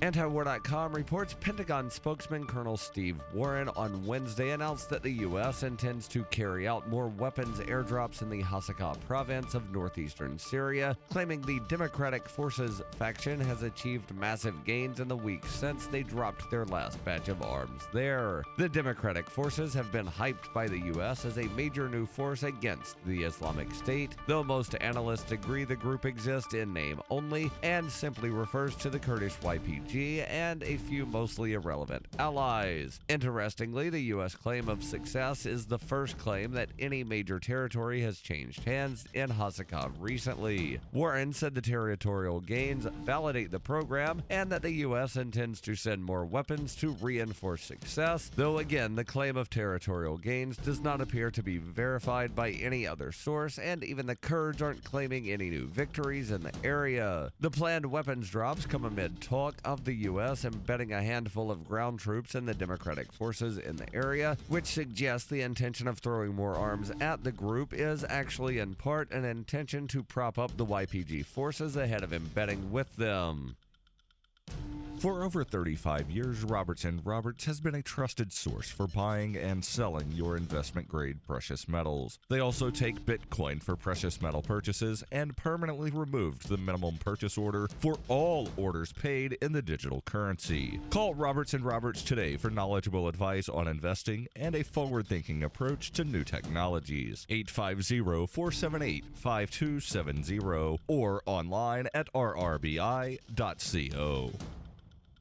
UPI reports Janet Yellen, chair of the Federal Reserve, suggested on Wednesday a December interest rate increase is a possibility. She told the House Financial Services Committee in Washington, "At this point, I see the U.S. economy as performing well," adding that domestic spending has been growing at a solid pace and called a December rate hike a live possibility. The Fed's Open Market Committee cited strong rates of household spending and business investment, adding it will consider raising interest rates at its next meeting, scheduled for December 15th and 16th. In her prepared statement on Wednesday, Yellen emphasized the comprehensive nature of Federal Reserve reforms since the 2008 economic crisis. When her plush and comfy life suddenly and unexpectedly fell apart, Brooke and her dog Cloud set out to defy the odds. If this is a man's world, as they say, living on the streets is no place for a young woman. One day she awoke in the redwood forest and realized she had become a hobo, and would ultimately come to know exactly what it means to survive. How to Be a Hobo by Brooke Willett is available from Amazon.com and all major bookstores. Reuters reports a U.S. judge on Wednesday declared a second mistrial when a jury deadlocked again in the case of an Alabama police officer accused of throwing an Indian man to the ground. Eric Parker was retried on accusations that he used unreasonable force while working as a Madison, Alabama police officer. During his first trial in September, another jury in Huntsville, Alabama federal court also deadlocked, resulting in the first mistrial. Parker faced up to 10 years in prison on a single charge of depriving the Indian grandfather of his civil rights in a case that drew international attention. Suresh Bhai Patel, who testified in both trials, suffered serious injuries during the February incident that was captured on video. Parker declined to comment to reporters outside the courthouse, but his attorney, Robert Tutton, said he was disappointed that he may have to face a third trial. At the time of the incident, Patel had recently come to the United States and spoke no English. He was stopped by police outside his son's home during a morning walk. The police were responding to a call of a suspicious person. Parker abruptly flipped Patel to the ground during the encounter, resulting in injuries from which Patel was not expected to fully recover. Madison police released video of the incident recorded from inside a patrol car and apologized for Parker's actions. The police department has recommended that Parker be terminated, but he has challenged that recommendation, and those proceedings are on hold until his federal case is resolved. This has been FPP Radio News, online at fppradio.com.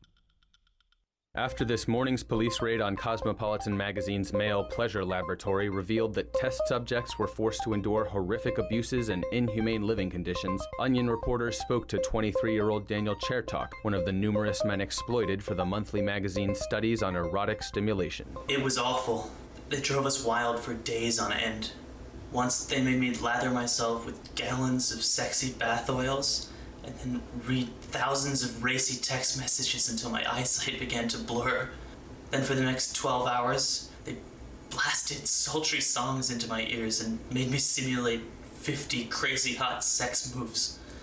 They said I couldn't rest until they found the bliss button on my Randy regions. According to Chertok, test subjects were often subjected to hours of grueling experimentation at the hands of female scientists. Chertok added that many of his fellow subjects were not lucky enough to survive the excruciating treatment. This is the Onion News Network.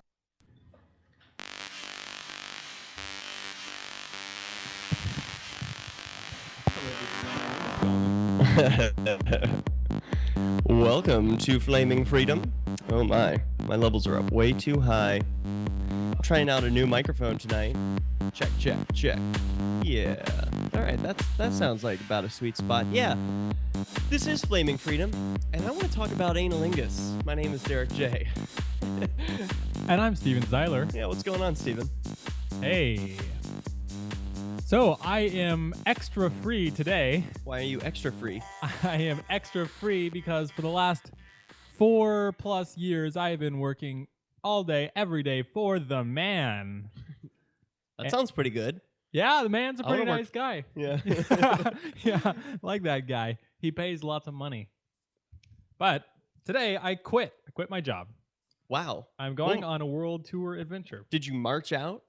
No, I gave them the 2 days notice. 2 days? Isn't it customary to give 2 weeks? Yeah, well, once you give your notice, you're just sitting around and like you're getting paid to do nothing. And what do you mean you're getting paid to do nothing? Can't you be like, and I'll finish this project in 2 weeks? Oh, I did that 2 weeks ago. Okay, so you're like, hey, I got nothing to do. I'm ready to go.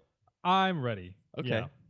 So how did your boss take that? I mean, do you have a boss? I do have a boss. Seems like you're kind of your own boss. No, I technically had a boss. Well, I got one after a while. That's probably why I wanted to quit. Okay, so he was like, okay, you're gone. Clean up your desk.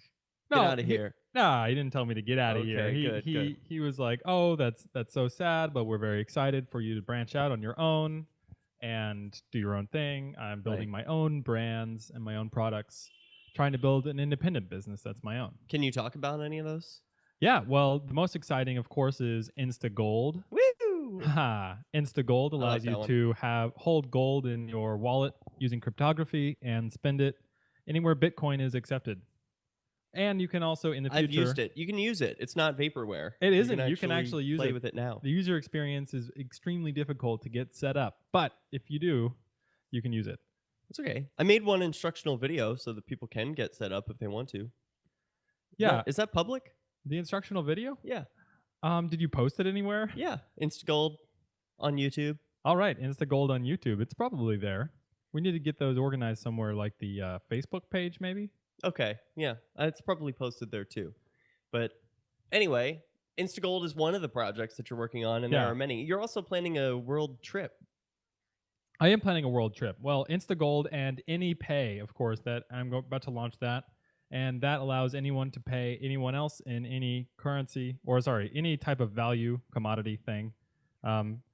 It's so that people can pay each other with gold. It's a service. And but the world tour, that one's going to be awesome. I'm going to Uruguay, Montevideo. I'm coming. Derek's coming along with me. Of course, we are going to Montevideo and Mexico, Acapulco probably, and Texas. I've never been to any of these places, so I'm very excited. To Mexico, so I'm excited for that and for all the places. Have you been? So you haven't been to Anarchapulco, the Jeff Berwick trip to the Move Here project of like there's more freedom in Mexico because there's no state or there's a failing state. So people who love freedom can actually you can't have guns there, but you can have guns. You can't have drugs there, but you can have drugs. So it's sort of like there's more freedom for an individual who wants freedom and not to obey the state. Well, I told my mom, and she was saying, well, there's, the drug cartels are more active in that part of the country. And I said, exactly. That's how I want to go. Is that a good thing? Well, it depends. Like, there's a giant drug cartel here, the United States federal government, and it's highly effective or not. I don't know. Maybe the drug cartels in Mexico are better. Maybe they're better. I'd like to see. We will find out. There's so much that's been going on since the last episode. I had the Halloween dance party. That was a blast. Lots of gay anarchists came. I think I have a photo that I can pull up for everyone. It must have been the gayest party in Keene for the last forever. Since ever, yeah. Since ever. Actually, I had a party that was like the inspiration to the Halloween dance party called the Live Free or Dance Party. And that was shut down by the cops because I had it down in Central Square, like down in the center of the town. And I guess they made up that there was a complaint about the lights and the music, and they shut us down. But this time we had a private establishment, the Elks Lodge. They were really cool and nice. They had a bouncer who was like, hey, you can't take that drink out there sometimes. But it was like once or twice. No big deal. By the end of the night, she was wearing a curly... I'm pretty sure she was drunk. She was wearing a curly wig. She was schmammered, and she was dancing around with us, taking pictures with all the sexy people. It was a blast. It was a really good time. I thought there was pretty good music, too. I was thinking of posting the music... Ooh, You're grabbing my thong. It's posting red sexy red thong. Yeah. It's nice. It has a lot of lace. Yeah. I got it for the party. So I've been thinking of posting the music from the party. I made this whole long video and music thing. It was 5.5 hours and never got to play the video.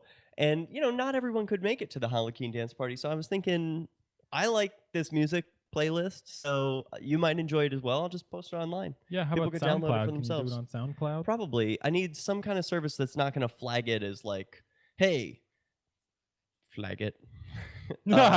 You cannot do this because it's copyrighted material. One thing that I liked about this party, probably even more than your Central Square party, was the music was super loud, and we could do what we wanted, and that made me think that Keene still needs a real nightclub. Like a club, an actual club. Because there are college kids. There's a college, I don't know, it's got like 20,000 or so students there. So they need a place to party. They're always going to dorm parties, going to house parties. How about one where the cops are not invited, where you know that it's a safe place to go and dance and have loud music and drink, maybe smoke? I don't have any problem with that. But the cops are not allowed to come in. Yeah, we were exploring some places around Keene where we might be able to set up, like buy some land that's a little bit isolated and set up something like that never bothers anyone. Trying to figure out some crazy way of transporting people into the land without the cops being able to easily get in there. Yeah, what do you think about this, guys? I was thinking, oh, by the way, if you want to interact with us, we are in the chat room at flamingfreedom.com/live. You can also Skype into the show. Flaming.freedom is our username. But this is my idea. I want a sort of open passcode where it's like, I know that cops or feds or whoever is eventually going to infiltrate my private club if I do have one. So I want it to be like, you have to say on video, in order to, first of all, it's like a members only club where it's not like anyone can come in. You have to become a member of this club. I don't know what the price is going to be. It's irrelevant. The bottom line is you have to agree on video that you are not there to cause any problems, that you consent to voluntary interactions, to consent to peaceful things that are going on inside of a place. That way, if the police do come in and they do lie on this video, and they will lie, at least I have the video of them saying, yes, I'm not here to cause any problems. I consent to what's going on here. I don't have any problems with voluntary interactions between individuals, consenting adults and all of that.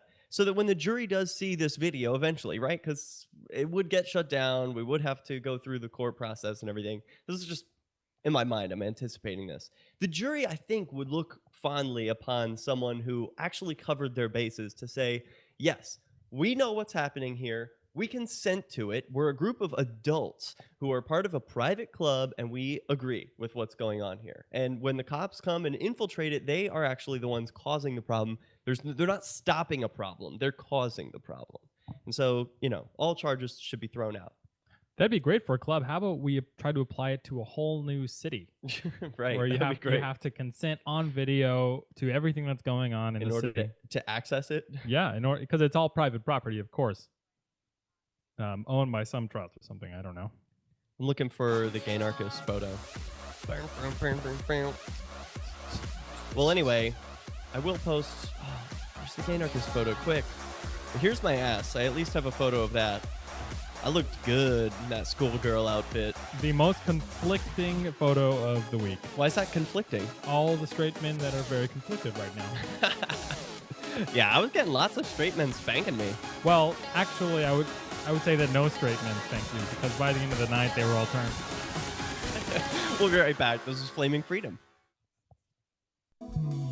This Your Family Today tip is brought to you by Nesquik. Try Nesquik 4-packs, perfect for lunches and great for kids on the go. Look for it in the juice aisle.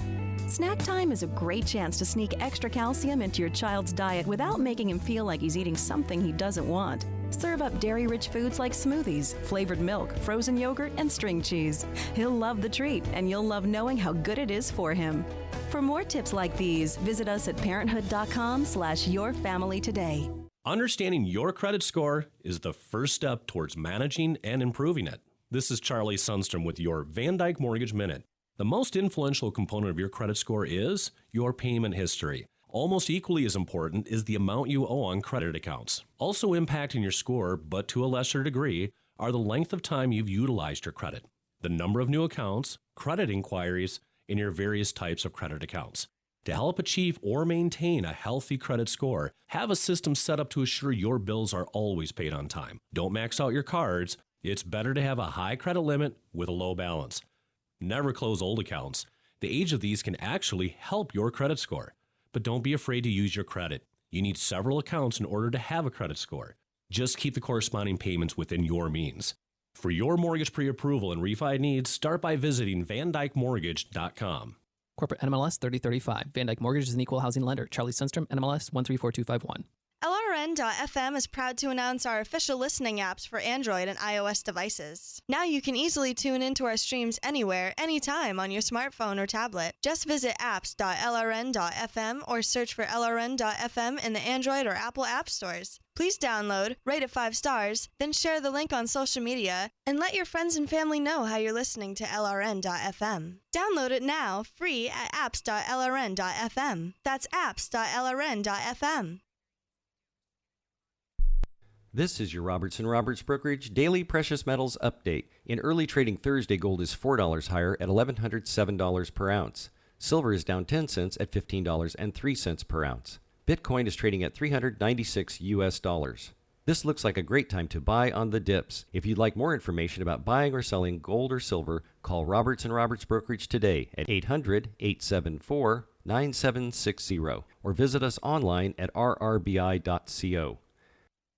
Instead of just listening, you can also watch. See the Liberty Radio Network's key New Hampshire-based live shows via our studio cam at cam.lrn.fm. Plus, you'll still be able to listen to the Liberty Radio Network via the cam feed in high quality 24/7, even when there's no live show being produced in our Keene studio. But wait, there's more. Our chat room is built into the cam page so you can interact with other listeners online. Listen, watch, and chat. All free at cam.lrn.fm. That's cam.lrn.fm.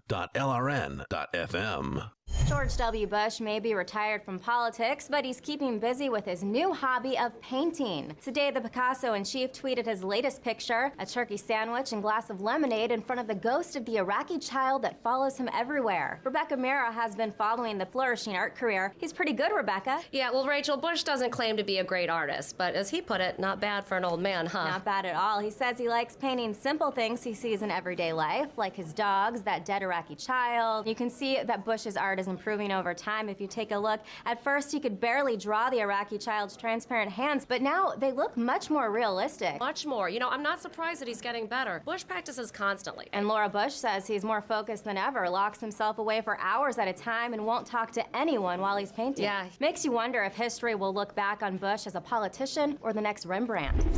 Up next, a study found that drinking red wine once a day can help the body get hammered. This is the Onion News Network. If you enjoy LRN.FM, please contribute to your favorite shows via their websites and become an amplifier at amp.lrn.fm. That's amp.lrn.fm. Everybody get up. Look in here. Everybody get up. Everybody. Everybody. So, wait a minute. Some people in the chat room are saying that they don't like anal. I was like, hey, you guys like analingus? And they're like, what is that? Is that when you eat out an asshole? Yes. And I'm like, yes. But someone says, is that where you talk out of your ass? No. I think we should go through some definitions if there are some people who are still confused about this. This is when you lick an asshole, right? Yeah, yeah. All right, but let's go through, like, I think I pulled up, can you, no, I don't know. We have the actual definitions. This is on Wikipedia we'll be reading from. Oh, no. I don't have it up right now. Cakes on the menu. Is it doesn't matter. Safe? The thing is, straight people can do this too. You know, the reason I was thinking about this, I'm typing on the wrong thing, is I was listening to Howard Stern, and Artie was retelling a story of when a prostitute was licking his asshole and how much he enjoyed that, how crazy it was. And he was like, you know, this is the reason why married men need to see prostitutes, because like your wife, your lover, they just won't do these things. And fortunately, that hasn't been the case for me, but I can see why that would be the case for many people. I don't recommend seeing a prostitute for it because, Lordy, you will get diseases. But maybe you can see Adam, our resident analingus expert. He's here setting up, plugging his device into our mixer. But I do want to talk. I wanted to talk about it because I think it's just such a bizarre topic. Like, it's something that first made me really uncomfortable. Like, it wasn't something I was initially into. I had only seen it in porn. Oh, I'm off screen. I'd only seen it in porn before. Are you all set up, Adam? Can I help you with any of this? Hey, I want to introduce Adam. Worms. Adam made some pretty cool software today. I don't know if you're allowed to even talk about exactly what it was, but it was cool. It had something called breadcrumbs, which I had never really seen before, where it has little like ants moving down the track to show you which direction something is moving in like a maps software. He's building the iOS app for the local mall downtown. Can we all hear each other? I can hear each other. Sweet.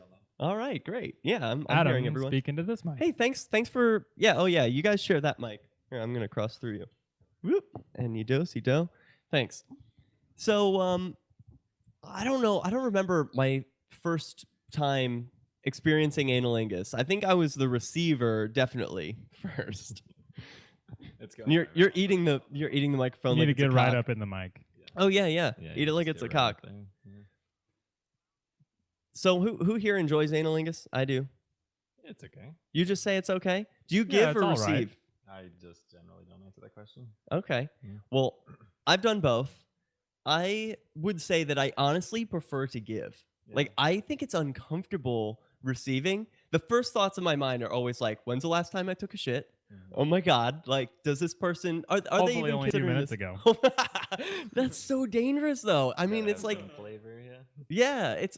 I don't want any... Oh, yeah. Yeah, you want... definitely has to, like... Yeah, that's good. Yeah. Yeah, it's got to be recent. I mean, someone needs something to taste. Ugh, that's disgusting. What did you call it? Like, it's got to have some flavor. Yeah. I don't want any flavor. I want the flavor of like Clorox or something. Bleach. Which reminds there are me. products for that. I mean, you want something like to look at while you're doing that. Have you ever bleached your asshole? Isn't that a thing? The Dallas gays always bleach their asshole. Everyone bleaches their asshole. They're it's a particularly thing. known for it. Yeah. I think you can do it with your by yourself with like a toothbrush and some bleach. Yeah, I wouldn't do it with bleach. Why not? Isn't that what they do? That seems a bit caustic. Yeah. It's like a cream that you can get, and it's slightly bleaching. So like there are products that are like widely consumed in like I don't know like South Asian countries where people value fair skin, and so like you can take like these like slightly bleaching face creams, and they're so prevalent and so whatever that like I don't know people would that spoil the taste of the asshole? I would hope that they've been that would have been washed off too. It's just something pleasant to look at, really. So like you can always sprinkle some salt and lime on there. Do you talk with your partner before engaging in I'd have to at least say hello. Do either of you remember your first time with that? I'm looking up the Wikipedia page because I had it up earlier, but I can't find it now. Can you make some screen share here? No, I can't do the screen share from that computer, but I'll at least I'll pull it up on my phone because it was up here.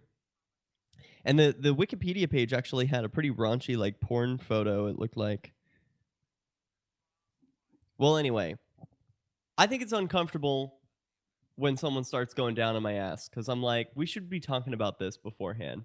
This is not something that you do a lot or that any of my partners does a lot, but that's a shame. Is it something you really enjoy? I mean, yeah, it's nice. It's not like my favorite thing ever, but because we've talked about this on Flaming I think Freedom Adam before. probably enjoys it more than most. Because there's like a different level of. I also like just never admit to like actually liking anything. Like I'm a what do you call it, terminally critical person. Why don't you want to tell your partner like what you're into? No, because that one doesn't have an XLR output. So it only uses USB. It's a great microphone though. Talking about the Blue Yeti.